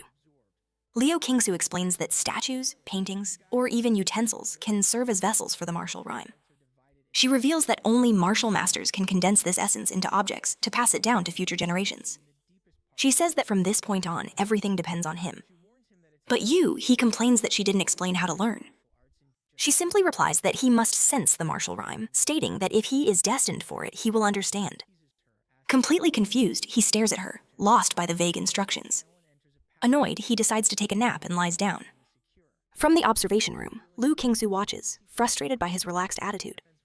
Inside the spiritual world, he realizes his body has reverted to that of an ordinary person, but his monster template is still present. A muscular, ghostly figure appears, declaring that only a true man can inherit his martial arts. The entity challenges him to prove he is a true man of iron. He is shocked to realize the figure is identical to the statue. The spirit orders him to protect the temple from hundreds of ghosts during a storm. The scene shifts to a dark corner of the temple where a spiderweb covered in dewdrops glistens. A drop falls on his face and he realizes it has started to rain. The Bodhisattva statue stares at him and he understands the test has begun. He picks up a nearby sword in the temple. Outside, a horde of red-eyed ghosts advances through the storm. With the sword in hand, he prepares for battle. The ghosts invade the temple, rushing toward him. He cuts down the first one with a firm strike and sees the blade gleam. He realizes the task wouldn't leave him to fight unarmed, and that there must be other hidden items. He leaps through the temple, cutting down the ghosts with precision. The spirit watches everything, mocking him for daring to leave the temple's protection. Yay! He grumbles, saying he has to collect the ghosts' bodies every time. He expertly cuts down his enemies, moving with agility across the battlefield. A larger ghost rushes forward to attack him. He splits it with a precise strike. The statue's spirit is surprised to see that none of the ghosts can even get close to him. He realizes that his system automatically protects him in the spiritual world, making him immune to the attacks. With a shadow of euphoria, he celebrates having an invincible body in this place. He charges forward without fear and easily eliminates all the remaining ghosts. The spirit watches, shocked, unable to understand how he isn't affected by the martial Ryan's effects. Yahi, with a smug smile, explains there's no secret, just hard work and concept practice. The spirit accepts his answer and decides to grant him the inheritance since he has subjugated the hundreds of ghosts. Then Ye shatters the Bodhisattva statue with a single blow. In its place, a pit appears, emitting an intense red light. The spirit reveals that the pit contains the essence of the evil spirit he condensed in life, along with the devil, in flesh and bone technique. He then hurls Uihi into the pit. Impressed, he remarks that it's the first time he's seen a young man with such a unique personality. As he watches, he recalls his prime when he was a hero capable of traversing an S-level secret realm. He explains that he lived and died using the devil in flesh and bone technique, but over time the evil spirits eventually turned against him. Before dying, he mixed his soul with the martial rhyme and sealed it inside the statue. He explains that although the evil spirits have dissipated, the remaining power is still immense, and if Yui can subdue them, he will surpass his former self. Back in the observation room, Liu Qingsu and her mother are monitoring his progress. Suddenly, Liu Qing's face fills with astonishment as she notices a drastic change on the screen. She turns to her mother, alarmed, and asks what's happening as she sees Yai's body wing on the floor. They watch the screen with concern. Liu Qingsu remarks that he had a smug smile on his face before passing out, but that's over now. The mother explains that martial art was obtained by her grandfather, who, despite being a grandmaster, was rejected by the statue and suffered severe internal injuries. She concludes that the path to extraordinary power is unbearable for ordinary people. But before she can finish her sentence, something on the screen surprises her. Yay! He stands up and stretches, raising his hands as if nothing happened. Liu Qing remarks that his ordeal didn't seem nearly as dramatic as her mother made it out to be. In the spiritual world, Yihi thanks the statue's spirit, who praises him as the most talented he's ever seen, and entrusts him with his unfinished task. With a cunning smile, Yihi accuses him of cheating during the test. He clenches his fists, feeling his combat power has doubled, even with no apparent increase in his stats. The two women rush into the room and ask if he managed to learn the technique. With a confident smile and a slight nod, he confirms that he did. Liu Qing's mother is shocked, unable to understand how he learned everything in just an hour. And while sleeping, no less. As he walks away, Liu Qingsu watches him, convinced that a true genius is standing right before her. Seeing their disbelief, he turns around with a provocative smile and offers to demonstrate what he learned. He unleashes a flaming blue aura, explaining it's the evil spirit he conquered in the martial rhyme world. He concentrates the energy into his fist. Liu Qingsu feels the ground shake and hears a ghostly howl echo through the room. Her mother stares at him, clearly impressed. Yi feels uncomfortable with the attention, thinking she should be a little more reserved. Liu Qingsu then offers him the chance to learn the other two martial arts. Her mother scolds her, outraged, questioning why she would give away the entire family inheritance. But Yuihi refuses, saying he's tired and wants to go home. The matriarch suggests he use one of the cars from the garage since he arrived by bicycle. Yagi remembers the motorcycle he saw earlier and asks if she has one. She confirms and offers to give him the best one from her son's collection. Outside the mansion, a young man walks by, curious to meet the son-in-law his mother mentioned. He grumbles about the annoying cyclist who scared his girlfriend earlier. Suddenly, Ye speeds past him on the motorcycle. The young man is shocked to recognize him as the same cyclist from before, now riding his bike. Later that night, Yihi parks the new motorcycle in front of his house. Inside, he prepares the monster cores he collected, combining them with sauces and seasonings. He decides to add a bit more sauce to improve the flavor, remembering it didn't taste good at all last time. With his chopsticks, he picks up one of the blue crystals and puts it in his mouth. The system screen shows an increase in his stats, but he realizes it's still small compared to the creatures of the secret realm. Determined, he decides he needs to grow stronger and allocates all his points to the giant model. Next, he prepares to consume the golden core of the demonic vine. As soon as he absorbs it, his body is enveloped in an intense blue aura, and the system warns of an ongoing mutation. He frowns, not quite understanding what that means. He thinks about the risks Nomi mutation could result in something powerful or a disastrous evolution. Still, he decides to take the risk, comparing the situation to turning a bicycle into a motorcycle. Soon, a notification appears, congratulating him for unlocking the S-rank nuclear model. He screams in pain as the transformation takes over his body. The system informs him that upon reaching 100% compatibility, there's a chance to evolve into the Demora star universe. With an excited smile, he repeats the name out loud, finding it incredibly powerful, and decides he needs to upgrade the model as soon as possible. Suddenly, a loud bang from outside catches his attention. He turns, stares at the window, and wonders what's happening, or if it might be some kind of attack. Outside, heavily armed police forces surround the park, block him all exits. Suddenly, a knock on the door puts him on alert. He frowns, suspicious, remembering that the previous owner of this body was a recluse who never had visitors. Soon, a woman in a futuristic battlesuit enters through the window, observing him with curiosity, and remarking that he's definitely no ordinary martial artist. With a cold smile, she threatens him, saying that now that she's been discovered, she'll have to make him suffer a little. He, however, completely ignores her and starts talking to himself about buying another house, leaving her confused. With an intense gaze, he points at her and declares with a mocking smile, "You're not here anymore." Meanwhile, outside, the battle rages on. The police are facing a powerful and unpredictable enemy. One of the targets reveals an opening, and the forces move in to capture him. Wounded, the man yells for his partner, Yao Yimi, to take the golden gene and run. Resolutely sacrifices himself, activating a forbidden technique to hold off the police alone. The woman, now wearing a black battlesuit, tries to escape, but is quickly intercepted by new enemies. She laments the suit's color change, but the man scolds her for wasting time on it. With a steady gaze, she hides the valuable item, and the two escape through a manhole. The pair emerges in a dark, abandoned city alley, celebrating that they've lost their pursuers.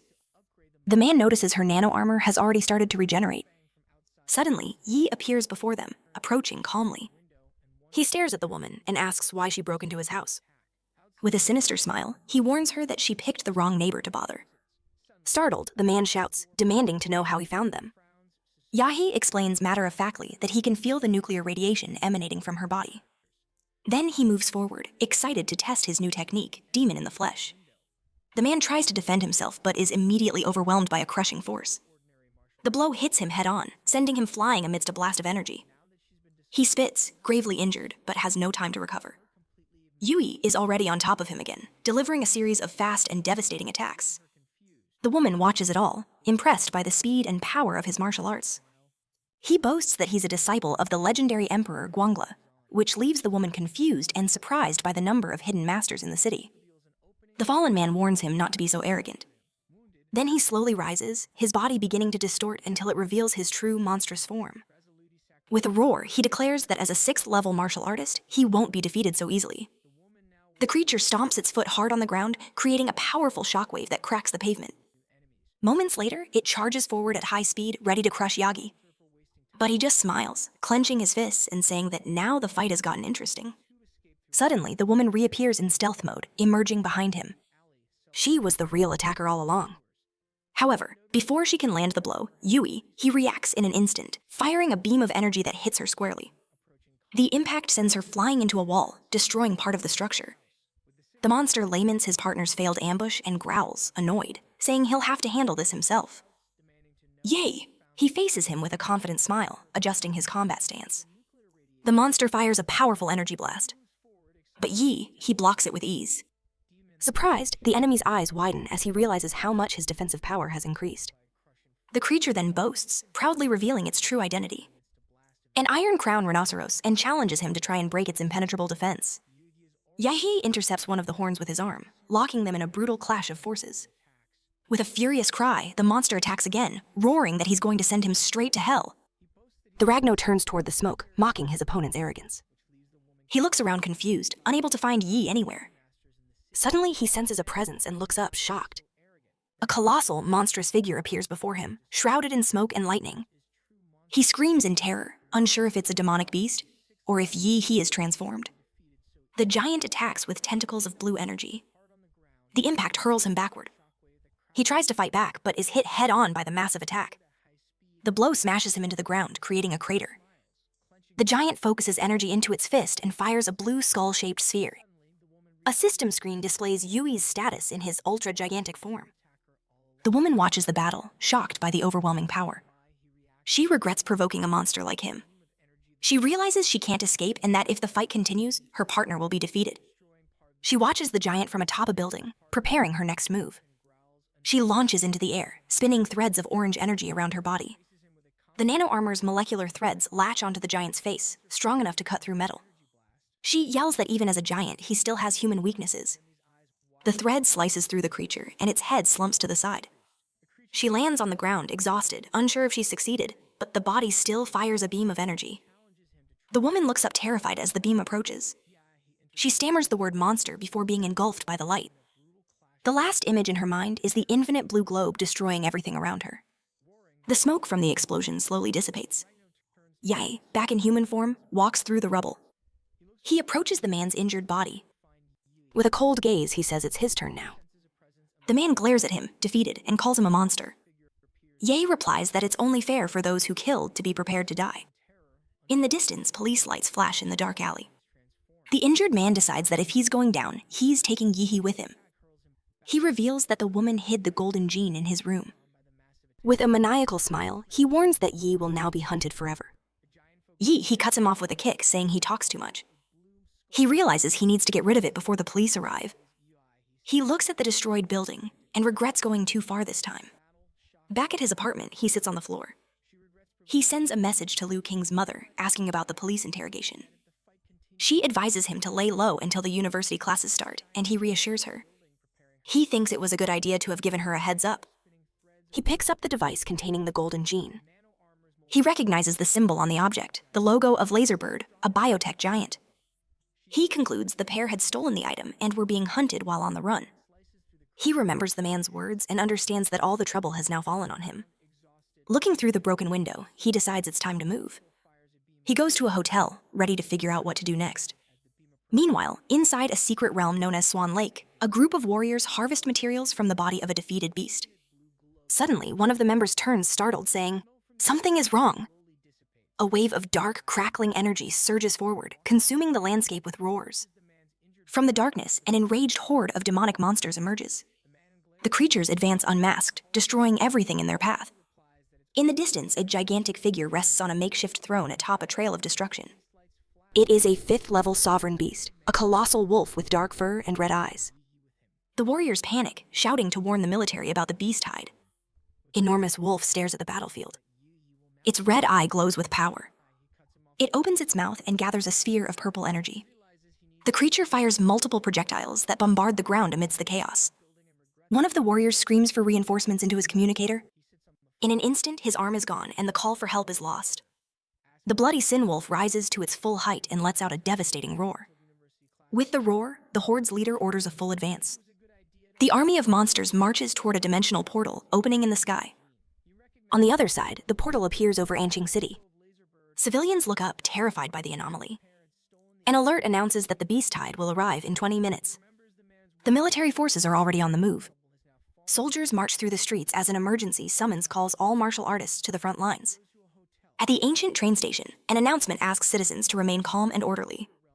During the evacuation, children and students have priority. They are the city's future. In the mayor's office, Guangqing is informed that no reinforcements are coming. All cities are overwhelmed with invasion alerts.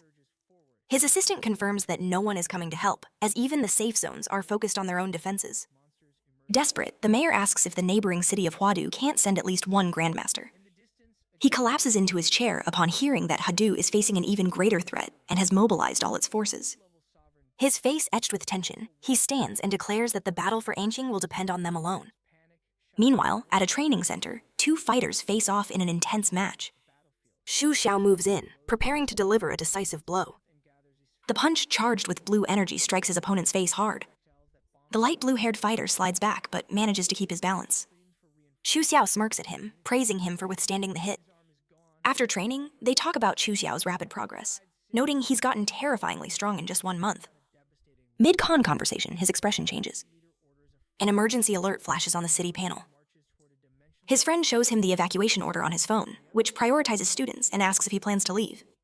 Xu calmly replies that his friend with his talent is the one who should flee to safety. The other grins, excited, saying that if they're staying, there's only one thing left to do. Meanwhile, at the Liu family mansion, the sky takes on an ominous red hue. Liu Qingsu approaches her mother, Qinlin, and says she wants to join the defense forces. Qinlin explains the desperate situation, saying their chances are slim and that her daughter's life belongs to the family. Liu Qingsu lowers her gaze, silent for a moment. Then, she turns and firmly states that a family of martial artists who won't fight monsters doesn't deserve to survive. The sign on a nearby commercial building shakes violently. In another room, Qinlin announces they are leaving the city and asks about the boy Yahe. She decides to send him a message, letting him choose his own destiny. In the secret realm of Swan Lake, veteran warriors and volunteers gather on the front lines. Trading taunts and words of encouragement, they recall past battles as they prepare to fight together once more. Weapons in hand, the army of city defenders advances as one against the tide of beasts. At the kingdom's entrance, a massive military fleet forms the last line of defense, with orders to hold their position at all costs. Mayor Huang Qing explains that the vanguard made up of the city's best warriors must collect data and return alive. Suddenly, his eyes widen at the sound coming from the portal. A single, gravely wounded soldier stumbles out. He collapses at the mayor's feet as medics rush to his aid. With a mangled hand, he hands over a flash drive containing all the battle data. The mayor takes it and desperately asks where the others are. The soldier confirms they all died in combat. In agony, he screams that the tide of beasts crush everything, leaving no trace behind. With his last breath, he warns of a black ape that lured them into a trap. At that moment, a gigantic mass of black crystal bursts through the dimensional portal. The mysterious object smashes into a downtown building, causing a colossal explosion. Boulders rain from the sky, crashing down on streets and vehicles. Mayor of Wine realizes the bombardment is targeting the defensive mines beneath the tower. The mines detonate in a chain reaction, destroying the unfinished structures. Amidst the fire, a soldier shouts orders to retaliate with full force. The mayor watches his soldiers counterattack, trying to remain calm. He quickly concludes the monsters are using long-range tactics, something unusual for them. His face twisted with fury, he curses the beasts for their unexpected strategy. A second, even larger wave emerges from the portal and advances on the city. Heavy artillery fires non-stop, trying to hold back the new threat. Through the smoke, a soldier on the ground sees a gigantic silhouette land near him. A multi-eyed flying beast roars, ready to attack the ground troops. It lunges forward, biting a soldier with brutal speed. Then a swarm of these winged monsters descends upon the battlefield. The mayor yells for them to intercept the projectiles as quickly as possible. Back in the secret realm, it's revealed the projectiles are coming from the back of a gigantic creature. The bloody black ape smirks, declaring that humanity can no longer resist. In its sovereign beast form, it roars for its soldiers to advance and destroy everything in their path. The colossal creature rampages across the battlefield, crushing the defense lines as the artillery fires relentlessly. Even under multiple explosions, the monster keeps advancing, crushing soldiers and vehicles with its bare hands. From a rooftop, Yi watches the city burn and reflects on the uncertain future. With a steady gaze, he tells himself he won't let the monsters destroy the life he fought to build. A wild smile spreads across his face as he leaps and armor begins to form around his body. Elsewhere in the city, Lu Xuan defeats 5 beasts with an energy kick and earns a compliment from his comrade. Kang appears soon after, taunting him that low-level monsters are nothing to be proud of. Sheng Guan then shows up holding a beast core, surprised to find them there. He explains that as the children of martial artists who are fighting, they couldn't just run away. Suddenly, Lu Xuan yells for him to watch out. A military vehicle is hurled at high speed towards Shenguan. Massive destruction continues to unfold in the city. Looking up, no one can tell who managed to hurl that armored vehicle into the air. But before it could hit anyone, it was sliced by an incredibly sharp sword. The cut was extremely precise, splitting the military vehicle into two halves as if it were made of butter. The blonde girl looking back can hide her surprise. A Lord-class creature has managed to infiltrate the rear guard. They need to be very cautious if they're going to fight it, but the monster's patience is short, and immediately tries to attack the humans with its fists. The young man knows he won't be able to block that easily. And before anything worse could happen, someone intercepted the creature's attack. A large blue flash struck the creature, which looked like a huge ape. But the damage from the impact wasn't enough, and the creature tried to attack again, only to be subdued once more by the strength of Yuihi, who will take this opportunity to neutralize the creature. With his hands, he immobilized it with great ease. And since it was a threat to innocent people, it was time for the creature to be stopped. A massive beam of light from the most intense laser was directed at the creature, defeating it. A young man who saw this believed the beasts were fighting each other. However, the swordsman knows that's our protagonist. His presence in this great chaos could mean the preservation of this city for one more day. Yeah, he looked toward the survivors, saying he'll leave that district to Pengxiao, as he's now going to help in other areas, disappearing instantly like a flash of lightning. High above, our protagonist can see all the destruction being caused. Using his senses, he's trying to find the area where the beasts are gathered in the largest numbers. He found it. In this dangerous area, armed men are discovering their bullets can harm these creatures. One of them had the idea to use swords. If projectiles moving at 800 miloshes couldn't do anything, maybe he could with brute strength. His confidence was so high that all the men decided to obey. After all, what could go wrong? Bravely, they advanced toward a predictable outcome. Quickly overcome by the powerful creature's defenses, it still had time to knock down others with its paws. A subordinate told the captain they needed to retreat, otherwise all fighters on that site could be defeated. The captain uses his blade to hold back some creatures. He knows his military duty. Their obligation is to buy time for people to escape. But before they could continue fighting, a dark red mist began to emanate from the monster's bodies. It seemed to be absorbed by the larger creature. Before it could even try anything, a large blue beam like a laser struck the creature's head, taking it down for good. Other monsters in the area began to sense the approaching danger. Our protagonist charges at them all full of enthusiasm, hitting the vast battlefield like a meteor. On the other front lines, more monsters are approaching the city, but they are actually converging on a single region. A girl informed her superior that this is being caused by our protagonist. The creatures are heading toward him. Even though he is the city's last hope, the man doesn't want to leave all this responsibility in the hands of one young person.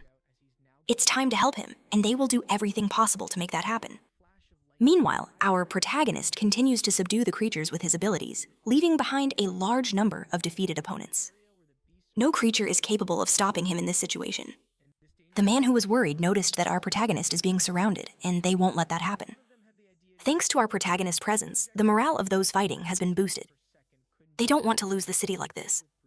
An enormous monster wanting to take out its frustration on someone charges forward. But before it could hit its target, it crashed into a magical barrier. That large structure was created by someone, and the one responsible is flying through the air. He knows he won't be able to stop the advance of the most powerful primitive beasts. One of them managed to climb it as if it were a tree. And once in the air, it wants to attack this citizen. What it didn't know was that he was prepared and is now going to show his power, firing a completely overwhelming energy at the creature. But the man's eyes are focused on the entire battle. A creature of absurd dimensions is coming from the sky. That is the Mountain Smasher, a level 4 Lord-class creature, king of its kind. The man knows things just got serious. If the sovereign monarch has entered the battlefield, the situation is critical. Changing his strategy, he touched the magical barrier with his hand, using his mountain smashing technique. It seems to be drawing all solid matter to its center like a black hole. This man knows that enemy is resistant to earth element attacks, but he's using it for a reason. Fortunately, the creature fell right into his trap. That gravitational core transformed into a massive drill-like object, which now strikes the serpent with great force, causing considerable damage to its head. Its furious roar shattered glass and windows for several kilometers. The creature's wrath can be felt by everyone. Luckily, this man already had information about it, and so they managed to reduce the collateral damage. If it had entered the city completely, it would be very difficult to weaken it. But since only its head passed through the gate, it became an easier target. And now the man showed his skills, unleashing a great power against the serpent. Several palm strikes are being delivered. The serpent watches terrified as the creature is struck by the human. Thanks to this, its defeat is drawing near. It didn't happen immediately, only because the serpent grew spikes on its body to protect itself from the blows. While the man looks for openings, a creature is lurking in the shadows. Finally, he realized he had been ambushed. But his reflexes couldn't keep up with his perception, and he was captured by a creature. An ape is asking what this human is doing on its mountain. That's when the man realized the red-eyed ape had been hidden there the whole time. And now this creature wants to defeat this poor soul, throwing its enemy to the ground with great force. The gorilla looks at its own hand, believing there are no powerful martial artists in this city, and that it can now do whatever it wants. And the man who was almost defeated is quite weakened, watching the creature carefully. Willing to continue the battle, the man is concentrating his power in one hand. With it, he created a kind of dragon, the storm of blades. But for the ape, all that resistance is meaningless. Destruction is inevitable. There is nothing on this battlefield that can contain its strength. Without a worthy opponent, humanity has become an easy target. The storm of blades advances, but the ape remains still. Its body is so strong and resilient that the blades shatter upon impact. Even so, it praised the attack's speed, though considered it weak. As it says these words, the managed to manipulate a large amount of solid matter. This attack, on the other hand, was much more powerful, but too slow to hit the ape, which moves with great agility among the debris. Approaching his enemy, the ape ordered the man to kneel, as it doesn't like to be looked in the eye by inferior creatures. Before he could react, the man was struck hard by the primate. But after landing that blow, the ape became thoughtful. Despite being constantly hit, the man keeps getting up, which made the ape ask why he feels no fear. Using his techniques once more, the man said, "The ape is still an arrogant beast, and that won't change." The forbidden technique is being used, and the ape is now trapped. Completely furious, the creature realized it had been lured into a trap. In the midst of all that earth, it is being sealed, and the debris will be its prison. As it's pulled in, the ape said the human is delusional because that won't be enough. Since it won't be sealed forever, and when it gets out, its goal will be to attack all surviving human beings and smiling mockingly. The man said this wasn't just any plan, immediately showing a large scar on his chest, a symbol of his devotion to humanity. Then he performed an act of extreme sacrifice. This intense scene startled the creature as it didn't know what this meant. It was unbelievable. He truly learned from his master. There was a powerful device hidden beneath the city, and the trigger was linked to his vital signs. If they stopped, everything would be over. And the creature, who was cunning, fell into despair. It wanted to believe it was all a bluff and that the human was lying. But the man was visibly weakened, which showed he wasn't joking about this. As the mayor of the city, he had dedicated his life to its protection. And now he had finally done enough for his people. After his last words, an intense wave of energy swept through the city. A brilliant light blinded the entire scene. In a matter of seconds, a massive cloud of energy engulfed the entire horizon. An alert message was being broadcast across all digital devices. After reading it, tears began to fall from a young man's eyes. The soldiers engaged in the fight paid their final respects to the mayor. Everyone knew the sacrifice that had been made. If that cloud of energy appeared in the sky, it meant the mayor was gone. After the worst had passed, a large crater of superheated rock could be seen. Inside it seemed nothing was left of the creature. But in the midst of it, something extraordinary was happening. An energy began to gather. It was concentrating right where the creature had been defeated. Its body was being completely restored. Its physical form was regenerating from what remained, and life returned to the creature's eyes. Still recovering, it couldn't believe it had been almost defeated by a human. Enraged at being bested, he vowed to take revenge on all the people still alive there. But being weakened, he needed to return to his domain to regain his strength. However, someone asked what he thought he was doing. It was our protagonist who had arrived to solve the problem. The creature remembered this human well, the prodigy, and the greatest threat to the invasion. Our protagonist had finally found his adversary, even if it was a little late. Nevertheless, it was still time to act. Without a second thought, the confrontation began. But things weren't going as Yui had wished. The primate said he was a fool, arrogant enough to attack him, and now he would suffer the consequences. Our protagonist understood the situation. If the creature ran, it would be hard to hit it with his energy attack. It was then that the primate realized the situation was far more complicated than it seemed. He was hit again by a very intense attack. Our protagonist's energy was truly threatening, and another explosion as powerful as the last erupted in that place. Some people thought it was another device, believing the mayor had planned for everything. After that, the primate's body was damaged even further. Filled with dread, he was certain of one thing. Our protagonist was a formidable adversary because what he was seeing now was the armored Titan form. He said the boy was even more powerful than him, and that not even Hyle creatures possessed such energy. Our protagonist didn't like those words and prepared for his next move. Because of this, it was time to use his skills against the primate, who was slammed hard into the ground. His body was thrown far away. To our protagonist, the primate's attempts to escape were futile. Since he had nothing left to lose, the primate gathered the pride of a sovereign and launched his attack. His hands clashed with Yai, his powerful fists, causing another devastating explosion. The force of that attack affected our protagonist, proving his enemy was truly a sovereign adversary. Not even in his Titan form could Yui completely overpower him. Even so, it wasn't enough. The primate used all the strength he had in that last attack. He was sure he could no longer defeat this enemy. Realizing his disadvantage, he decided to retreat from that place immediately. But what he didn't know was that our protagonist was a great shot. Besides, he wouldn't let the mayor's sacrifice be in vain. He sent another of his radiant attacks against him, hitting the primate as he fled. The primate did everything to trick his enemy, even pretending to be defeated, a sign that the proud creature was filled with fear. Now, our protagonist lamented. If he'd have found the creature sooner, perhaps the mayor would still be alive. At least the primate was weakened and his chances of escape were slim.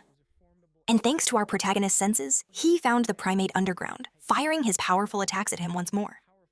The creature tried to escape again. He was trying to buy as much time as possible to reach the gate leading to his dimension. If it weren't for the human prodigy, things might have been different. And once again, the primate was hit by an attack. Our protagonist wasn't satisfied and wanted the primate to answer for what happened to the mayor. Now, visibly damaged and holding an energy sphere, the primate said, "You was pushing the limits." He was willing to use his entire energy core to take his enemies down with him. Thanks to that, he managed to completely restore one of his limbs. It seemed to have returned to the peak of its power. With this, his goal was to hit Yai's Titan form. But that blow was precisely intercepted. Even so, the damage caused by the primate was intense, and the Titan form's arm was damaged, revealing great damage to the mechanical structure. Not even the primate could withstand such power. That was a bit dangerous for our protagonist. But the primate was also in no condition to fight. He was rapidly approaching his defeat. Before the final attack, he felt an intense pressure, as if he were the victim of a mental assault. That's when he realized there might be another expert in that place. Looking at the battlefield, he noticed several hands had appeared, and they were pushing the primate's body away. These shapes resembled fungi and were even growing on the joints of the Titan's body, preventing it from moving freely.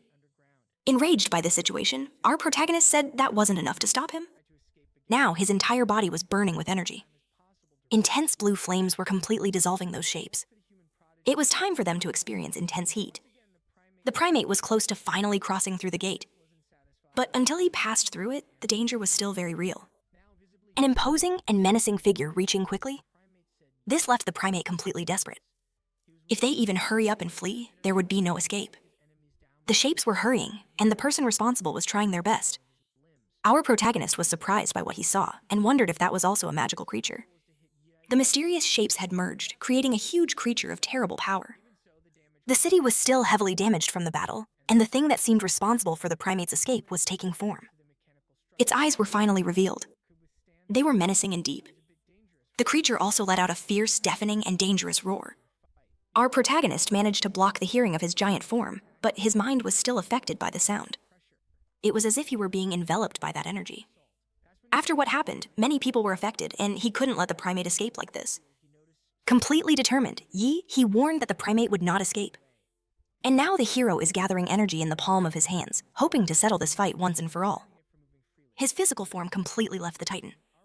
Our protagonist did this on purpose. That was his specialty, a small, concentrated sphere of energy. Slowly, the energy spread through the creature's body. Meanwhile, the monster formed by the shapes continued to emit its sound. Another massive explosion occurred. The people watching the fight from a safe distance were growing more confused as the beasts invading the city were now behaving erratically. Even so, they couldn't abandon their posts. And thanks to that final attack, the ape was finally defeated. It was up to the remaining martial artists to neutralize the beasts roaming the area. It took a full day for them all to be contained. The siege on that city was won by the humans, but the cost was high. Nearly 80% of the combatants did not survive. And the place where the sworn lake once stood was completely destroyed. Lying there was a young man who finally woke up. It's our protagonist still very confused. He doesn't know how long he was unconscious. Thanks to the energy released in the explosions, he was able to replenish his strength. The battle was truly intense. Thanks to what the mayor did, our protagonist had the chance to defeat the Black Aid for good. Although the variety of creatures he faces is interesting, it's hard to defeat a supreme-level beast. Our boy was very lucky, but he believes that in time he'll reach the pinnacle of martial power. The fastest path to that is attaining the power of the Cosmic Emperor. That's why he needs to hurry and collect the necessary magic cores compatible with this power. Perhaps being transported to that world was Yuvi's destiny. After that intense battle, a month had passed, and for the people, life had returned to normal. During the creature siege, several cities were completely lost. A major national martial arts organization sent warriors and grandmasters to investigate. That invasion was completely unexpected.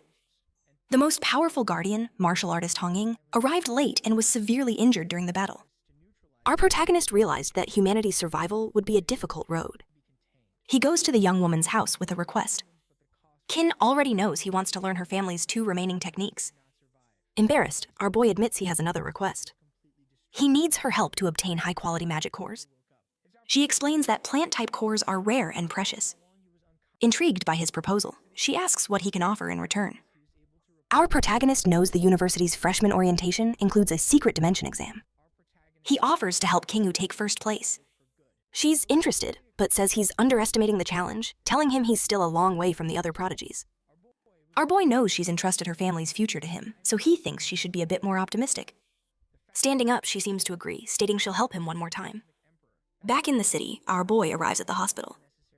He's immediately recognized by several people who now see him as a true hero. Among them are many admirers. Our protagonist goes to visit his friend who is no longer the most popular guy in town. Another young man in the infirmary is also thrilled by the visit, but our boy has no idea who he is. The guy's name is Xuan, and they fought once. Despite a severe leg injury, he's doing okay. Thanks to modern technology, he can get an advanced prosthetic. Our protagonist is impressed by his former opponent's courage getting badly injured to defend the city. As he's thinking, he gets a call, and that's been happening a lot lately. His thumb has been ringing off the hook. On the other end of the line, a man with a mustache is complaining that why he needs to pay attention. This includes the admissions officers from the Imperial University. A special train will pick him up in 3 days to start his training. The heavily bandaged young man also gets a call. They both want to prepare for the university. The only one who isn't a top student is the one injured in the battle. But he still has something to do before he goes. He returns to the site of the massive energy impact, which is still shrouded in a toxic cloud. Our protagonist goes back. His power's activated. A dense fog is forming around him. As the Cosmic Emperor, he absorbs the energy. After his last battle, he increased his sync rate with the title by 1%. The residual energy here allows him to cultivate efficiently. Yi has been doing this for the past 3 days, but he can't stay there forever. The train to the university is about to depart, and Yi heads there to begin his journey. Among those boarding are some familiar faces. In fact, he just made a very flashy entrance at the station. At least he made it on time. The crowd watches, impressed by the hero's arrival. His friend notes that he's definitely gotten stronger. Finally, they're saying goodbye to this great city, our protagonist's hometown. Now, he must look to new horizons and head for the city of the Imperial University. Even though he can fly and has incredible abilities, he needs to take the train. Inside, he feels restless. He asks his friend if everyone here are top scorers. He learns the train is heavily guarded because it carries the most talented of the new generation. Yay! He used his senses to analyze the vitality of those people, recognizing that there are many prodigies, but only 5 of them could withstand 3 of his moves. As the journey continues, an alert sounds. The train is under attack. The alert adds that the enemies are unknown. Students must evacuate their compartments and avoid conflict. Everyone on board is worried. After the recent attack, the nation is severely weakened, but our protagonist remains calmly seated. He's been training hard and just wants to rest. However, he realizes life has other plans for him. It's time to act. Despite the warning, the train keeps moving. A badly injured freshman tries to block our boy's path. The enemy has already breached the first 3 cars. The attackers are terrifying and are driving people into a separate dimensional space. After hearing this, the people with our boy grow anxious, but one of them demands proof of the danger. This guy with spiky hair believes he can beat them. His courage scares some while emboldening others. So the boy heads toward the danger.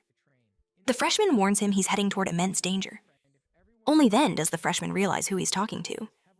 Using his vitality sensor, he detects anomalies in the freshman and asks how he knows him. The young man says a girl named Lou showed him a photo and told him to find our protagonist. She said not to let him go in the front cars no matter what. This news alarms our protagonist. He also learns she was badly injured protecting the freshman. With tears in his eyes, he vows to keep his promise so the others' sacrifices won't be in vain. Our protagonist is furious as the boy's words imply the girl didn't survive. And since he made a promise to her parents, he has no choice but to intervene. The freshman tries to block our protagonist, but he's met with the overwhelming power of the two. Still, he insists he's only trying to save our protagonist's life. But his persistence has reached its limit, and he's quickly subdued, getting a first-hand taste of our protagonist's impressive power, who is now rushing toward the front lines. Eventually, he came across a portal. This must be the space the freshman had mentioned. To test his theory, our protagonist throws a suitcase into the portal. There's no reaction. His senses can't detect any energy from it, which is confusing. Still, he decides to go in and see what's happening. Once on the other side, our boy is surprised. A winding path appears at his feet, leaving him a bit confused. Although he entered with his friend, he's now completely alone. Unsure of what to do, our protagonist heads toward the light. He arrives in a completely abandoned and destroyed city. His force field can't detect anything either, as if it's being blocked. Only one option left. Our boy takes to the skies. He heads toward the tallest building he can find. Enraged at whoever is responsible, our hero unleashes a massive energy attack. He releases a huge wave of power into the sky, shaking the entire dimension. The other freshmen trapped in the city see our protagonist's powerful strike. It seems to have caught some attention as figures begin moving toward our hero. Liu is badly wounded. She realizes our hero is here, ignoring her warning. Looking down, our hero sees he's drawn a lot of attention, including his enemies. A man in a pig mask charges at him, ready for an intense fight. Our protagonist hates mysteries. He decides he'll take that mask off with his own 2 hands. The man prepares for combat, but all he gets is a direct, powerful blow. Despite this, our hero realizes the man withstood his strongest blow and is completely unharmed. He seizes the opportunity to strike with his blade, but our hero's resilience surprises him. The protagonist's regeneration is so intense that he blocked the blow with his muscles alone. His attacker's strength isn't that great, but the weapon piqued our protagonist's interest. Using his hands, he immobilized the opponent's head, want to get a closer look at its structure. Since it was very dark, our hero had to illuminate the individual's face with his energy beam. Unfortunately, the blast was so powerful, it completely defeated the creature. That's when he noticed something inside its head, a kind of jade pendant. Our hero now figures this must be part of a challenge in this dimension. And that opponent's weapon was enchanted with a high dark aura. After the aura was dispelled, the weapon became ordinary again. While still pondering the situation, an arrow was shot toward our hero, but it was quickly intercepted by his defensive skills. Another adversary is approaching, ready for a fight. Our protagonist doesn't like to be caught by surprise. To his surprise, an arrow shot up from the ground. This is a technique used by that mysterious man. It managed to get our protagonist's body several times, but this only made him angrier, as these attacks are nearly enough to defeat him. Completely focused, our hero summoned an immense dark power, and now he's at full strength. His cosmic power is heading toward the opponent. The blow is so powerful that a nearby building, which had nothing to do with the conflict, was destroyed. From a distance, other people are trying to understand why the building collapsed. Meanwhile, our protagonist is looking for the one responsible for the attack. He finally finds an adversary wearing a rabbit mask. This opponent can also strengthen his legs in a surprising way.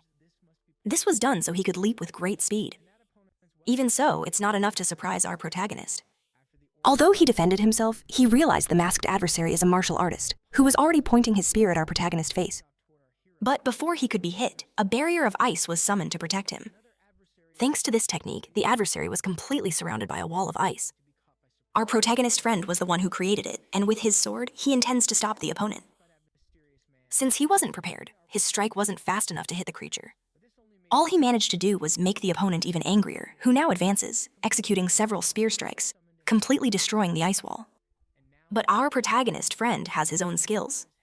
He knows palm impact techniques, which were effective enough to hurl the opponent far away.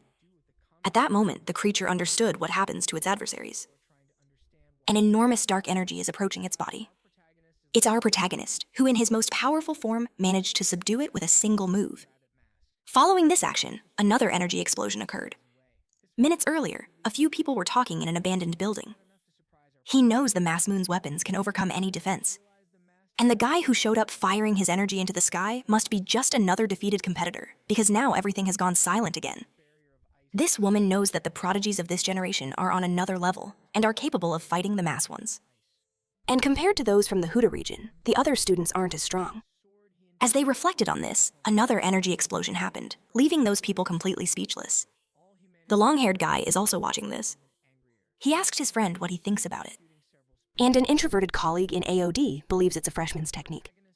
They had just defeated the Horsemaster figure, and now they want to know how someone possesses such an exaggerated power. They have managed to gather 4 pendants so far. Other freshmen are also collecting the pendants. They are separated according to the zodiac signs, and they need to collect them all. The most dangerous among them is the dragon. Its touch is extremely perilous, and it will be best to avoid it at all costs. And the introvert is sure that the freshman releasing this blue energy must also have several pendants. Since they desire victory, it's time to collect pendants from the other students. Our protagonist's battle is over. He already has the pig pendant and now the rabbit one. His friend wants to know if they are really going to hunt these masked figures. Our protagonist confirms it. He said there's another opponent nearby, the one who tried to hit him with an arrow. It's possible to track him through his energy. After walking a bit, our protagonist found signs of a battle. There is still heat in those marks. The people involved can't be too far. Our protagonist friend noticed they were close and sensed something unusual. He immediately used his ice sword, sending an attack in the direction of his intuition, disrupting the invisibility technique of a female combatant in the process. Our protagonist friend didn't like knowing someone was hiding in the shadows there. Before he could attack her again, a combatant capable of using flames entered the scene, using his technique to counter the ice of our hero's friend. This combatant also proved to be impatient and is complaining about his colleagues' lack of skill for getting discovered. Our protagonist approached menacingly and wants to know if they were trying to ambush them. The girl said they got it all wrong, that they were chasing the chicken-masked figure. As she says this, her friend gets ready. Our protagonist is already very angry and determined to find out the truth. He grabbed the girl, questioning her. It was a clone, which only made the girl very apprehensive. While her partner had already expected this, he immediately got into position. Puffing up his cheeks and throat like a frog, he hurled all that special smoke toward our protagonist. As our hero is very cautious, he retreated immediately. At that moment, the girl revealed a large fan, and she is going to push the smoke toward them, blowing the dense fog in our protagonist's direction, engulfing our heroic duo. Now that they are surrounded by the fog, the flame user is going to launch his power at them, producing a massive explosion. With this, they believe they have emerged victorious, as no one can withstand that combination of powers. But this only made our protagonist even angrier with determination. By clapping his hands, our hero pushed the dangerous smoke away. This left the flame user terrified. Not even the greatest experts could do something like that. And to his surprise, the opponent saw a swift blow approaching at the speed of light. It's our protagonist who is now in control of the situation. The confrontation is underway. The girl realized she wouldn't be spared just for being a student. She would certainly be questioned. Before she could think of fleeing, she noticed her legs have been frozen. She had completely ignored our protagonist friend who is now approaching her. Determined to know who was behind the plan, the student knows there's no way to reason with a motivated adversary. She used her wind to break the ice that trapped her feet. Like a projectile, she began to flee in desperation. What she didn't know was that she would be captured immediately. Looking back, astonishment filled her eyes. Our protagonist confronted the student as he went to that location, prepared to fulfill his mission. This time, the approach would be direct, and there would be no hesitation. However, luckily for her, she managed to escape. This only activated our protagonist's pursuit instinct, and he was determined to recapture her. He unleashed his intimidating energy, the one he uses to confront adversaries, capturing the student who can no longer escape, as she was restrained by the energy of those he had already confronted. Our protagonist ordered her to accept her fate as there was no one to help her now. Completely surrendered, she decided to hand over the item, the 2 pendants collected. Since he was in a good mood, our protagonist told her to tell him everything she knows. The student said that to win this challenge, it's necessary to collect 12 pendants. Possessing a lot of information, she suggested guiding our protagonist inside that place, planning to take advantage of the situation and grab the pendants if you were defeated. But exuding an intimidating energy, our protagonist said that wouldn't be necessary. Meanwhile, in the same place, the long-haired guy and the introvert are running quickly as they want to obtain pendants. Along the way, the long-haired guy was surprised by something. There were traces of a recent confrontation in the middle of their path. And they know that participant's name was Tin Chen. A few minutes ago, this participant was walking casually, wanting to team up with other freshmen to stay in the challenge. That's when he felt a presence behind him. A masked figure carrying a sword was approaching him. This figure had 2 irises in each of its eyes. That's when the participant understood he was facing the dragon-masked figure. As if in a suspense scene, the lights on that avenue began to flicker. And in the next second, he was decisively defeated. The dragon has no compassion for anyone, and he's also carrying a few pendants. Analyzing the scene, the long-haired guy can't understand how the participant was overcome. But the introvert knows it was the dragons doing the most powerful of the masked ones. Earlier, the long-haired guy tried to defeat him in the underground along with 20 other participants. And the only ones who managed to escape were him and the introvert. It was getting so tense, it didn't even feel like a challenge anymore. And overcome by fear, the introvert was completely paralyzed. The long-haired guy also reported that the participants' pendants were taken. The dragon might have left the underground because the freshmen managed to meet certain conditions, like defeating all the other masked ones. Gathering his resolve, the introvert knows he can't fight the dragon, so he wants to get other pendants as quickly as possible. He summons his great wings to speed things up. He wants to send a false signal to attract his targets and take their pendants. Flying through the air, he began to emit powerful sound waves. In that same city, a badly injured Liu is recording a diary recounting everything that happened. She believes she doesn't have the strength to escape this situation. All she wanted was for our protagonist not to get involved in this danger too. She wonders if the participant who escaped this dimension managed to find our boy and deliver her message.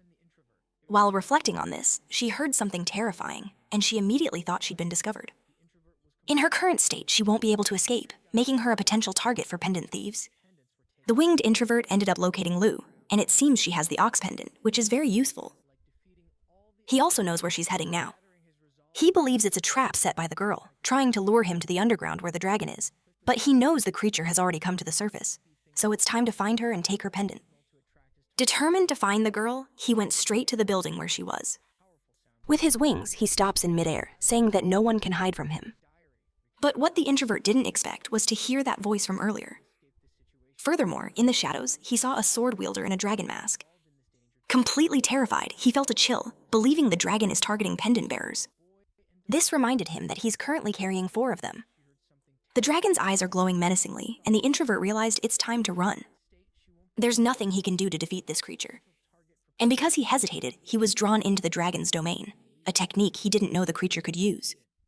It's activated when you look into the opponent's eyes, and the only way out is to win the fight. The dragon charges forward, determined to strike his opponent. Several blows are exchanged in the air, and the introvert tries to block them with his wings, only to see the dragon trying to surprise him from behind. Outside, the long-haired guy's life isn't easy either, as he's found something even worse than the dragon.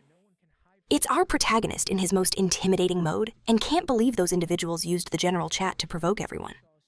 Our protagonist friend wants to have some fun too, and asked the long-haired guy to be his opponent so he could test some techniques. This comment infuriated the participant, who realized he was being deeply underestimated by the 2 of them. Seeing the attack approach, our protagonist friend uses Ice Sword once again, managing to block the long-haired guy's charge. But it seems he's fully committed to the fight. And the long-haired guy is eager to continue the confrontation, wielding his greatsword against the boy once more. But his agility is so great that he almost surprised him from the side. But our protagonist friend is protected by the plot. He repeated his mantra, stating that the sword and the man must be one. Right after that, a huge and dangerous creature emerged from his sword. Meanwhile, behind the long-haired guy, a great tiger appeared as well. The tiger and the dragon are now in an intense battle. Although the fight is balanced, our protagonist can't hide his disinterest. In the middle of the battle, the long-haired guy felt the introvert's energy, who is now calling for help. He needs to make a decision in the middle of this combat. Abandoning the conflict, he said he has urgent matters to attend to, otherwise he would stay and defeat these opponents. But our protagonist wasn't going to let him escape so easily. He hit the long-haired guy with a powerful blow, which he managed to block with his sword. However, the impact was so strong that he was thrown far away. The long-haired guy can't understand how that was possible. He believes he was completely caught by surprise, but our protagonist said he's just weak. This seems to have awakened an intense fury in the long-haired guy. 3 minutes later, he woke up completely disoriented. Apparently, his endurance was exceptional. Our protagonist is holding the long-haired guy's sword and said he would borrow it for a moment. For that, it needs to be reinforced a bit, and our boy placed special scales around it. The guy with the ice sword said the long-haired guy has no pendants. However, he found a necklace on him that won't stop blinking. It seemed to be sending some kind of signal inside the dragon's domain. Things are not easy at all. The introvert boy has been gravely injured. He never imagined things would get to this point. He used all the relics he had brought from the secret kingdom, and he just needed to hit the dragon's vital point to seal its energy. In the process, he was seriously wounded and failed to hit the target in the dragon's heart, missing by a few inches. The creature now approaches to finish the fight. But the dragon had better ideas. He decided to pin his opponent to the wall using his sword, leaving him immobilized there like a trophy. Meanwhile, Lee is climbing the stairs, intending to reach the roof of that place. She knows she's no match for the dragon, who is much scarier than the ox. Knowing her opponent won't last long, she's the next target. Her only chance of survival is to find the protagonist somehow, and that is the tallest building in this city. The girl is using her special ability to see beyond her normal range. Now that she's on the terrace, she can try something. But using her abilities in her current state was very costly, and she hopes our boy can receive her message. Lying on the ground, she heard a strange sound. She went to the parapet to see what it was. To her surprise, the dragon is walking up the walls, slowly approaching its target. Lou, completely terrified, began to wish intensely for our protagonist to arrive soon. And once again, the dragon's eyes met his opponent's, creating a huge dimensional space on top of that building. Inside, the girl must defeat him if she wants to escape, and the dragon is about to show his immense power. The girl knows she has no chance of winning. However, the author wasn't going to let such a well-designed character be defeated like that.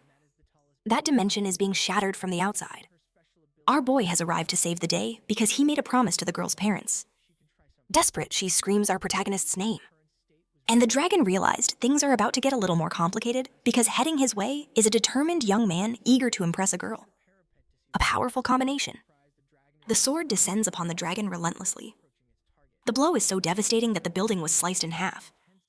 Our protagonist told Leo to meet up with the others nearby as he's going to show the dragon what happens to those who challenge him. Right after that, he went on the attack. Far away, the ice sword user saw what had happened. Our protagonist knows he's going to use that domain technique again, and he already suspected the signal from the necklace was a warning. He also noticed an object embedded in the creature's chest. This must be the plan the long-haired guy in his alley had. The dragon is preparing to attack, but our protagonist wields a Godzilla sword made for combat. Both warriors clash their weapons with all their might. Our protagonist was already looking for a chance to test himself. During their battle, more buildings are cut down as if they were building blocks. The dragon is a fierce enemy, and he is determined to defeat our protagonist with his sword. He charges at him with his primitive fury. Our boy noticed that the blows are getting heavier and more dangerous. He is thrown towards the ground with great force. But in the midst of all that dust, a cosmic energy is gathering. The dragon understood this could be very dangerous. And Godzilla's atomic breath came down on him, devastating and relentless. Finally, our protagonist found a worthy opponent, one that required him to don his Godzilla armor. He knows the dragon won't be defeated so easily. After that powerful blow, part of the dragon's mask was destroyed, revealing a human face. This motivated our protagonist, who sensed that the battle would become even more intense. The dragon charges at him once again, determined to defeat him with the next strike. Our protagonist felt the immediate danger. But in his Godzilla form, he is immensely powerful. However, he soon discovered that by destroying part of the mask, the dragon's strength and speed had increased. And that's not all.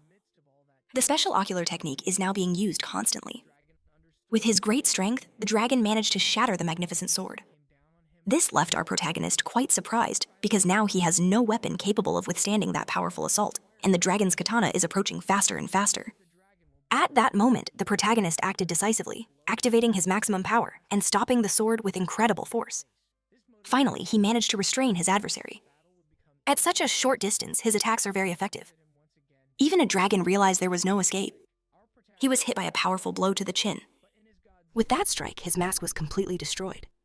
But our protagonist continued his offense. He unleashed a sequence of swift attacks against the dragon. Our protagonist is aiming for vulnerable points to neutralize his opponent.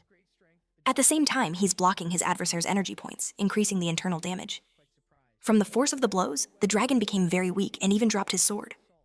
But he did this cunningly, kicking the blade with his foot, intending to hit our hero. Was already expecting some kind of strategy like this. But while he's wearing the Godzilla armor, there's nothing the dragon can do to win. Our protagonist used a fan to block this attack. Now it's time to end everything with his power. The protagonist summoned a great cyclone of shadows to envelop his adversary. And the great cyclone continues to spin without stopping. In the middle of it, the dragon is being overwhelmed and dark energy surrounds him. But our protagonist wasn't finished yet. He wants to confront this enemy one more time, charging at him with all his kaiju fury, unleashing a devastating cosmic energy blow. The battle is so one-sided now that the opponent seems to have no chance left. He is about to take a second equally powerful hit. Our protagonist launched a direct attack, but since this is a Chinese story, the move's name is Mountain Fist blocking Black Lightning. The blow sent the dragon hurling between the building walls as if he were a pinball, until he inevitably came to a stop on the ground. For our protagonist in his Godzilla armor, that dragon wasn't much of a challenge. Almost out of strength, the dragon tries to lift his sword one more time. But our hero was already impatient and delivered the final blow with the creature's own sword, ending the combat once and for all. And with that, he obtained the last pendant. It's time to finish this difficult challenge. Far away, the long-haired guy is quite apprehensive. Gathered with the other survivors, he must already know what happened to his colleague. Just then, Liu questions if the protagonist should have faced the dragon alone. She didn't seem to grasp the situation as there was no other choice. And that's exactly what the guy with the ice sword said. Besides the protagonist, no one was capable of facing that creature. This made the girl realize he's right. In fact, she was seriously injured at the very beginning, leaving her unable to fight. Our protagonist noticed she was too distracted by her thoughts, and he needs her attention to get the bull pendant. Of all the pendants in hand, he arranged them according to the zodiac order. But so far, nothing special has happened. The long-haired guy believes it's related to the dragon pendant, which wasn't supposed to belong to one of the hunters. There must be some activation condition. So that pendant was removed from the order of the others. That seems to have caused a reaction in this dimension. A portal appeared in the sky, and the entire city is disappearing. Our protagonist can't tell when it is. To make matters worse, there's an eye in the middle of that portal, leaving all the freshmen in complete disbelief, and a mysterious force seems to be pulling our protagonist. Without any explanation, his eyes opened in a completely different place. They had all returned to the train car. Some still have their memories. Many had not returned. A recorded announcement informed the students they had been taken to an illusory realm. This was this year's freshman hazing. What a strange university. They took hazing to a whole new level. Now, everyone was informed that our protagonist team managed to collect all 12 pendants, and that our hero's performance was exceptional. So he will receive a reward. Immediately, rumors start to spread through the train. No one can figure out how he was able to do such a thing. And now, our protagonist realizes he has finally achieved what he wanted. By meeting specific conditions, he received a reward from the system. Now, our hero hopes there won't be any kind of trick this time. In the system portal, an imposing creature appeared before him. The vampire model is now available, capable of influencing other beings and manipulating their life energy. After that extremely memorable and disturbing event, the train continues toward its destination. Our hero is celebrating getting the vampire card, but some people came over to talk to him. It's the introverted kid and the long-haired guy who want to know if he really defeated the dragon. Our protagonist was even more emphatic. He defeated the dragon, leaving the introverted kid completely speechless. He announced to everyone that he wanted to create a new student club at the university and asked our protagonist to be their president. Because with our protagonist's strength, they can fight against tradition. The others saw that the arrogant kid actually invited someone, which was incredibly surprising. But of course, our hero refused. He prefers to act alone and doesn't care much for factions. Even so, the kid left his business card with him, hoping they could talk about it soon. Later that same day, the train finally reached its destination. Looking out the window, our protagonist was as happy as a child. It's the first time he's ever seen a city as large and developed as this one. Dyson embarking from the train, they marveled at all the development.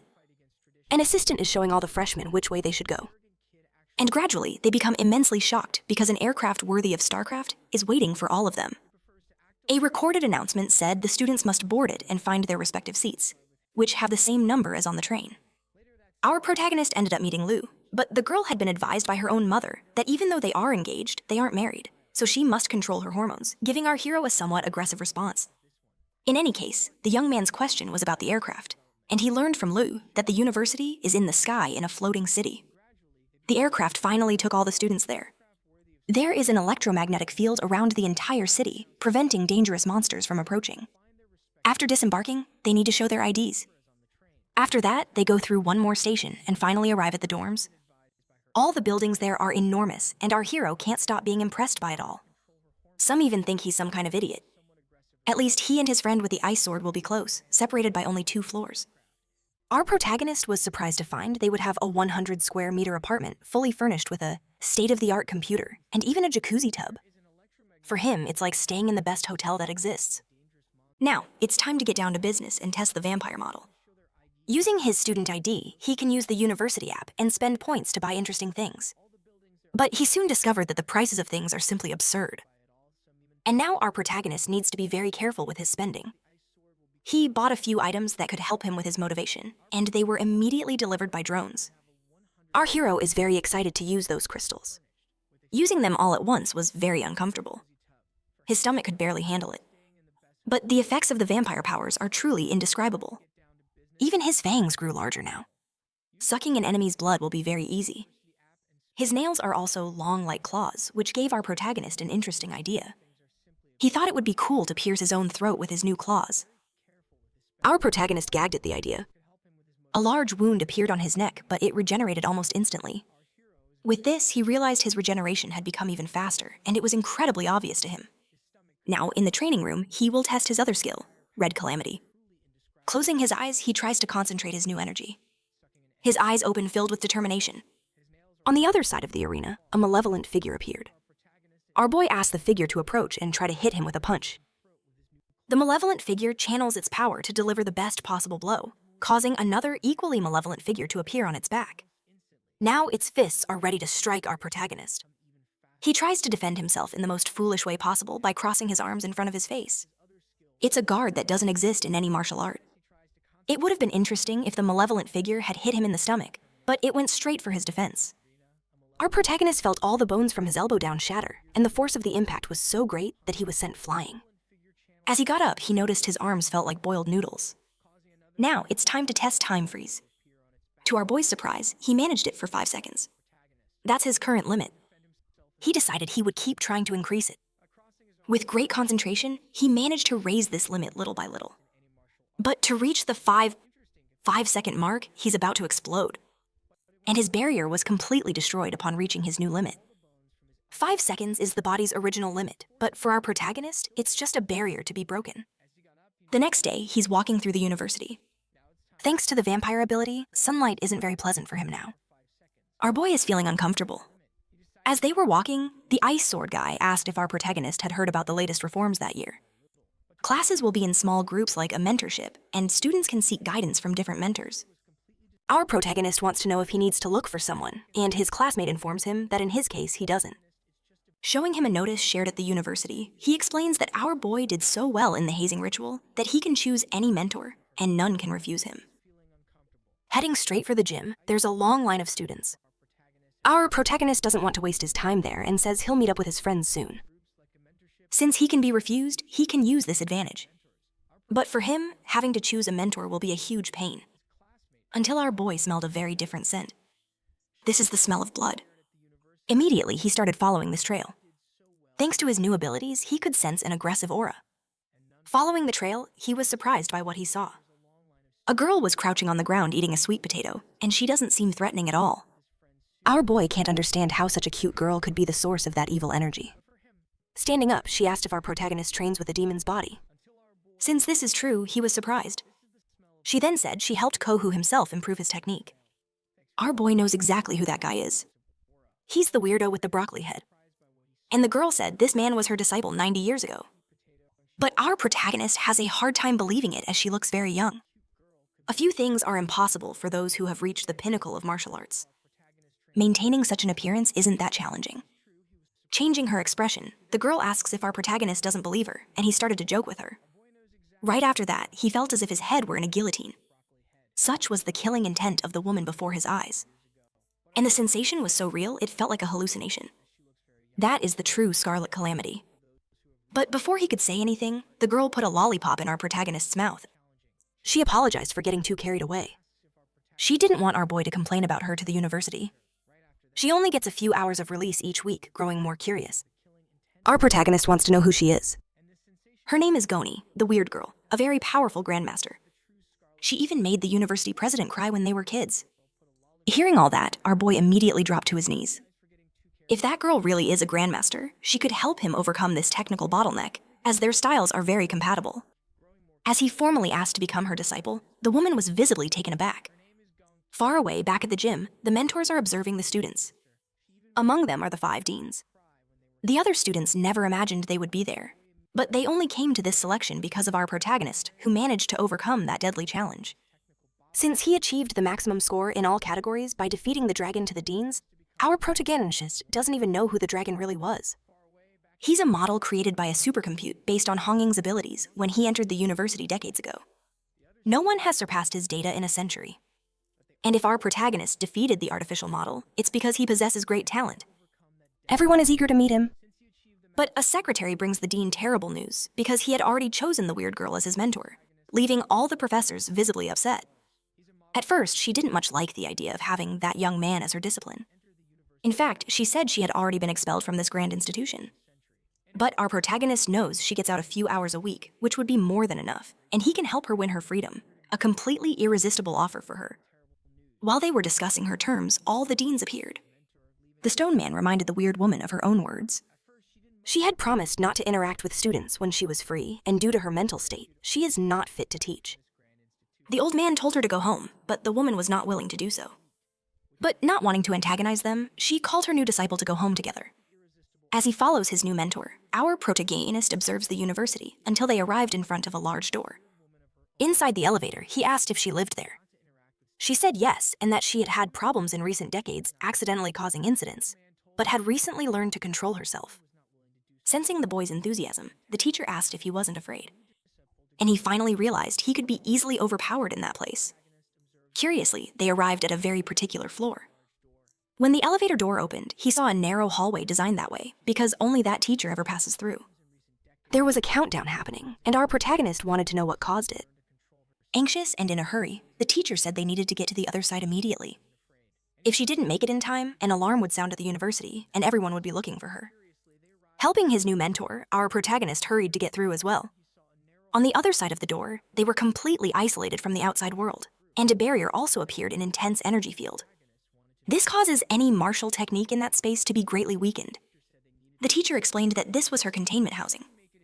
To make her stay more pleasant, the apartment was extremely well furnished, spanning 3 full floors. This way, she could stay there calmly without thinking of escaping. For someone who was supposed to be in containment, our protagonist thought the apartment was very luxurious. Meanwhile, the news was brought to the university president, but he respected our protagonist's decision. When a true talent appears, their obligation is to help them develop even further, and the president believes the teacher will be useful since she is constantly monitored. They already know that both are inside her quarters. There is still a 5% chance of her losing control and a 90% chance of our protagonist being severely injured if that happens. The president knows that special class fighters always have a complicated history, and in times of crisis, they are sent to front lines. So, our protagonist needs to be prepared, because he knows this new generation doesn't have enough time. It's been many decades since the woman last taught someone, and our protagonist believes they are about to start their training session. He asked if she wasn't going to contain her power for this, but the woman had forgotten. As she's stretching, our protagonist says he's ready. But if there's one thing he wants, it's to never feel that sense of impending defeat again. When the match began, the woman came at him with great force. Our protagonist realized she was aiming for his weak spots. Even though he had calculated 5 escape routes, he felt like he was being read like an open book. So he decided to face the problem head-on, summoning his special armor, ready to strike back against his formidable teacher. She was pleased to see her new disciple using his skills to counter the attack. It's just a shame she's much faster than him. With great agility, she managed to get behind him while immobilizing him, applying immense pressure on our boy in the process. His training will definitely be intense. Without his armor, our boy realized the impact was considerable. At least he has the ability to recover. Besides, he realized his teacher wasn't going to hold back in this training. She enjoyed this opportunity too. It had been a long time since she could use her abilities so freely. Since our boy can't match her strength, he'll use something much more powerful next time, fusing the intense energy of radioactivity with his body. Fortunately, he had managed to perfect the anthropomorphism technique the night before, and the woman realized her disciple's potential was indeed very interesting. So she would show him a powerful technique as well, unleashing a blast of energy from her hands against him. It pierced right through our protagonist's technique, causing a huge explosion in the process, but he was already protected by his metal armor. The teacher's eyes watched this with great attention. The mass of armor simply materialized on his back, but she was breathing calmly as it happened, directing her strike against her opponent, completely disabling our protagonist's mechanical arm. He couldn't understand how his impenetrable defense was completely ignored. The teacher quickly realized her new disciple was hiding inside that structure, proving her detection skills were terrifying, and she was determined to force him out of that metal structure. But as soon as she got close, several defenses emerged from the large armor. It was enough to make her back away. Now, our protagonist would use his energy breath against her. Our boy knew he wouldn't be able to overpower her with this move, but he wanted to see how far he could push it. That's when he felt his entire body being restrained by energy chains. He again felt that overwhelming pressure. He knew this feeling all too well. The energy was descending intensely. Our protagonist tried to slow down time with his Scarlet ability, gaining precious seconds in that difficult situation. With that, he had the chance to break through this dimension. Using the power of the Scarlet Calamity, our protagonist began to open his eyes very slowly, only to find he was lying on the ground, and heard from his teacher that his protection was indeed very tough. Feeling a bit dizzy, he realized he had been forcefully removed from the metal structure. His defense completely bypassed. Since this can't be done at a martial disciple's level, he believed his teacher used a trick, but she said she beat him fair and square, admitting she might have used a bit more force than necessary because being so strong, it's hard for her to control herself. Our boy had a hard time accepting those words. Emotionally, the teacher promised she wouldn't bend the rules next time. She doesn't want her disciple to get angry as she spent decades in isolation. The teacher seemed worried about losing contact with her new disciple, and now her eyes were welling up with tears. Trying to compose herself, she asked if he really wasn't going to leave. But our protagonist had worked so hard to get here, and he wasn't going to abandon her. Now the teacher seems highly motivated. It's like she wasn't shaken just moments ago. After that session, she has a sense of her new disciple's strength. He's stronger than average, but still far from her level. When she asked him what he wanted to learn, our protagonist revealed he wants to know advanced techniques like the one that broke through his armor. The teacher said that's hard to teach, but after enough practice, he'll understand how it works, because he'll feel like he's holding a thread. No matter the object, there's always an access point, and this thread can be broken. This is the line of rupture. Our boy realized his teacher's technique is very different from the other one who taught him. The first technique he learned was based on strength, while his teachers have the precision of an expert. If he wants to learn this, it will be complicated as it requires a very solid martial arts foundation. Given this, she asked if he knows the difference between a disciple and a martial artist. It's not just about physical improvement. The biggest difference between them is in the mind. A martial artist possesses an inner vision. With it, they can refine their cultivation, seeing their own meridians and energy points. A strong spirit ultimately strengthens the body. Our boy didn't expect this teacher to be so talented at explaining things. It was thanks to her mental fortitude that she was able to become a teacher. Now, our protagonist wants to know the difference in advanced techniques. She began to explain that techniques are separated into 4 levels. The first is a Chinese term. Then come abyss, silence, and non-breathing. Normal students have access to unranked techniques. They are easy to use. Anyone with a little energy can make use of them. But things are different for the students at that university. Our boy seems interested in the other levels, and now they return to using the Chinese names. The teacher explained that the use of relics is one of these levels. Artifacts recovered from other dimensions. At the university, they only have one, and our boy's level, he won't get access to it easily. But that doesn't stop him from learning something of a higher level. Since his teacher has perfected the technique of precise impact with an intense glint in his eyes, our protagonist declared he wants to learn it immediately. So, the teacher said it's time for them to start practicing. Our boy is now scared. He's once again inside that shadowy dimension, feeling his body sink into an oppressive energy, and his teacher appreciated the intensity of that training environment. Meanwhile, at the university, our protagonist friend is living a normal life. And he finally found our boy. Full of news to share, he approached him to find out when it happened. But as he got closer to our protagonist, he felt an intensely hostile aura. It was so intense that the boy immediately drew his ice sword. Only then did our protagonist realize what was happening and apologized, saying it was a reflex. Now his friend is completely in the dark because as he listens to our protagonist's words, he can feel an intimidating energy. 10 hours earlier, our protagonist was in that illusory dimension. Several shadowy creatures were advancing toward him. His task is to defeat these creatures without using martial power, only the blade in his hand. The goal is to make his body remember this feeling, to learn how to execute a precise movement. Our boy is now determined, and he uses the dull blade to defeat the illusions.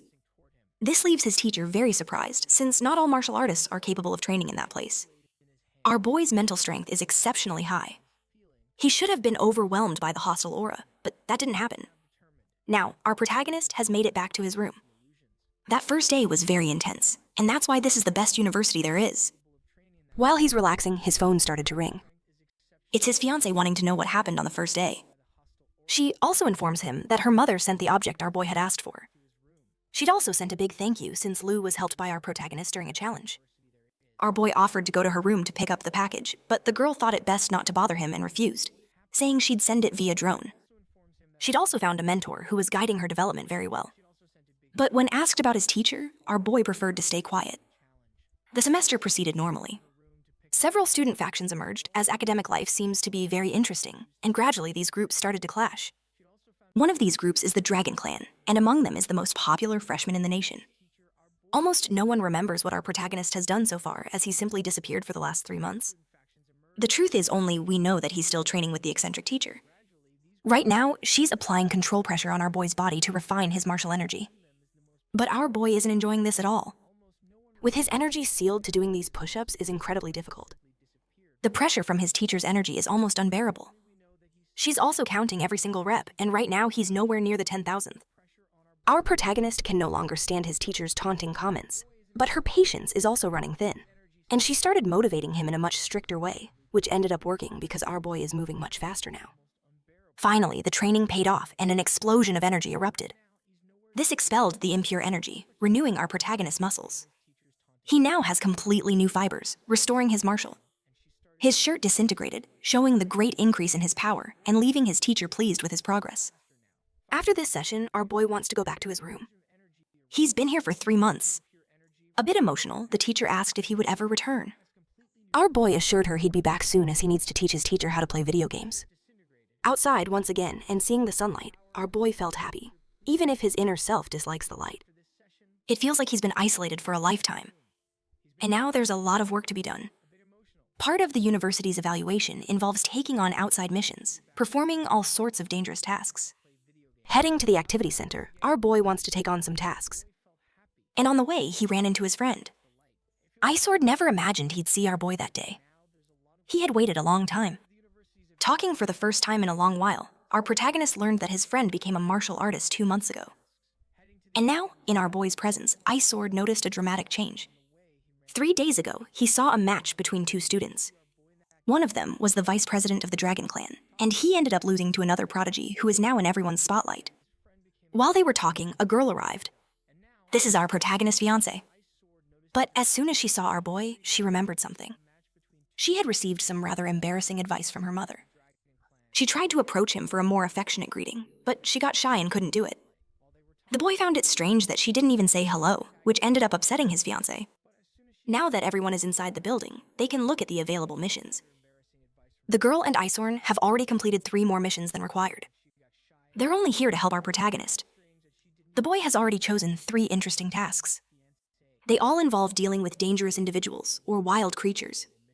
Liu said that some of those missions require several people, but our protagonist has a privilege card given to him by his teacher. She assured him that few students are stronger than him right now, including the upperclassmen. His friends want to know how he got a privilege card, but our protagonist is hesitant to tell the truth. He knows that risk and reward go hand in hand. The first task is to locate a fugitive, the second to assist in an investigation, and for the third, they'll be in charge of everything. But none of this scares our protagonist. It's time for action. The secretary thought their choice was absurd, as a group of second-year students faced great difficulty on the same mission. Our protagonist showed her his privilege card, but the secretary didn't believe it. She had to call the director to confirm it. After the information was validated, she wished everyone involved good luck. Outside, our protagonist told his friends to get their gear ready as he has something to do now. He went straight to the mechanics college. There's a dean there who made a custom weapon for our boy. one of the rewards he received from the challenge.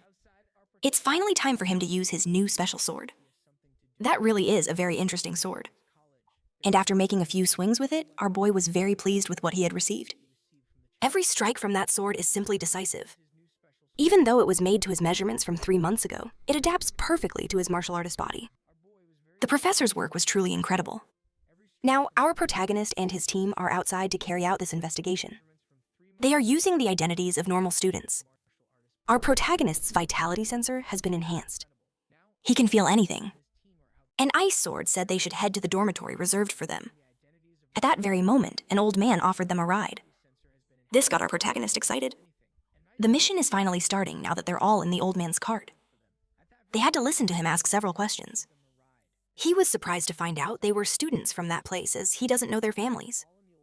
Our boy said his grandfather passed away a long time ago. Luckily for him, this identity actually exists.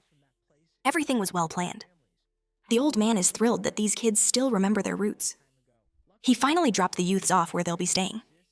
As he left, he then mentioned a big event happening in the city in 2 days and recommended the kids go, saying they would enjoy it. Upon entering the property, they realized the house had been abandoned for several years. But cleaning is our boy's specialty. Gathering power in one of his feet, he stomped on the ground with force. His energy is clearing out all the weeds and insects. Now they can leave their luggage without worry. An ice sword will set up security cameras. Lou, upon entering one of the rooms, called out to our protagonist.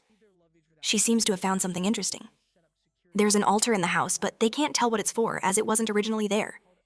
Our boy noticed this by observing the unworn wood, not to mention the altar was clean. Ice Sword has already drawn his weapon, guessing someone might have entered this place, and is ready to deal with any intruders. Liu said he shouldn't be careless. It's important to search everywhere, and she noticed that our protagonist was already prepared for a confrontation. After a deep sigh, she realized she was the only one willing to think things through here. It was time to see what was under that mask. The girl moved her hand toward the cloth that hid it. Our protagonist sensed something was wrong there and stopped her from doing it. This only confirmed Ice Sword's suspicions, who was already prepared to face his enemies, unleashing a powerful strike against the shrine. The result was inexplicable to all of them. The statue that was there began to release a very strange liquid. Our protagonist watching this became worried, and he summoned the creature that lives within his heart. The creature placed its hands in that strange liquid, which now seems to be behaving like a hostile creature. Faced with this, our protagonist ordered his friend to trap the creature. Lou, who watched everything up close, is completely terrified as she has no idea what this could be. Our protagonist touched her shoulders with his energy. This freed her from the creature's psychic influence, allowing her to return to normal. The girl felt the wave of terror disappear, and her body felt fine. Now remains to be seen what that was. Our protagonist was filled with great enthusiasm. He asked his friends to stay at the house as he was going out to investigate.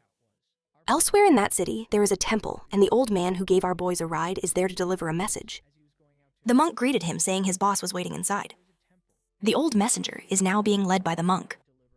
They came upon a large gate. The monk announced that the messenger has news to report. Meanwhile, they wait for the gate to open, and gradually a sinister presence is noticed by everyone. Inside is an imposing figure who wants to know what the old man has to say. Completely taking control of the monk's body, a powerful entity appeared. This made the old man fall to his knees, thinking an immortal being was among them. But at that very moment, a swift attack shot across the hall. It's our protagonist arriving for the showdown and quickly neutralizing the opponent. The scene was chaotic, but he managed to preserve his clothes thanks to his protective field. The old man quickly realized that our protagonist was the young man he had helped. The statues in that place began to move as well. They are all armed with very sharp swords, which surprised our protagonist. Those large weapons are coming towards him, ready to attack, but the blow was completely stopped by the inner creature that protects him, leaving the statues completely terrified. They try to use their hands to attack our boy, who waits patiently for all of them to approach, touching a ring on his hand because it's time to take the action to another level. With that, our protagonist summoned his powerful new sword. With it in his hands, the upcoming scenes were sure to be dynamic. Our hero swung his sword in a wide arc. With that one move, he disabled a large number of the statues. Enraged, they tried to fire lasers from their eyes, but they were far too slow to hit him.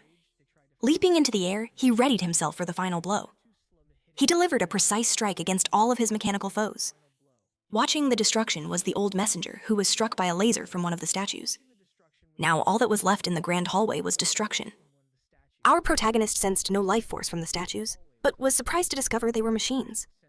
He wondered how a village like this could have such advanced technology. Surely the answers were on the other side of that great door. Our protagonist sent his inner creature forward to clear the way. The creature struck the gate with tremendous force. When the first blow wasn't enough, it continued its assault until the door finally shattered, clearing a path for our protagonist to enter. He was stunned by the secret chamber. There was an entire complex of rooms underground, and in the first hall, a large Buddhist statue. Our protagonist wondered aloud if his host would keep hiding. Just then, faint footsteps could be heard. A monk appeared before him. He said his religion was peaceful and asked why his temple was being invaded.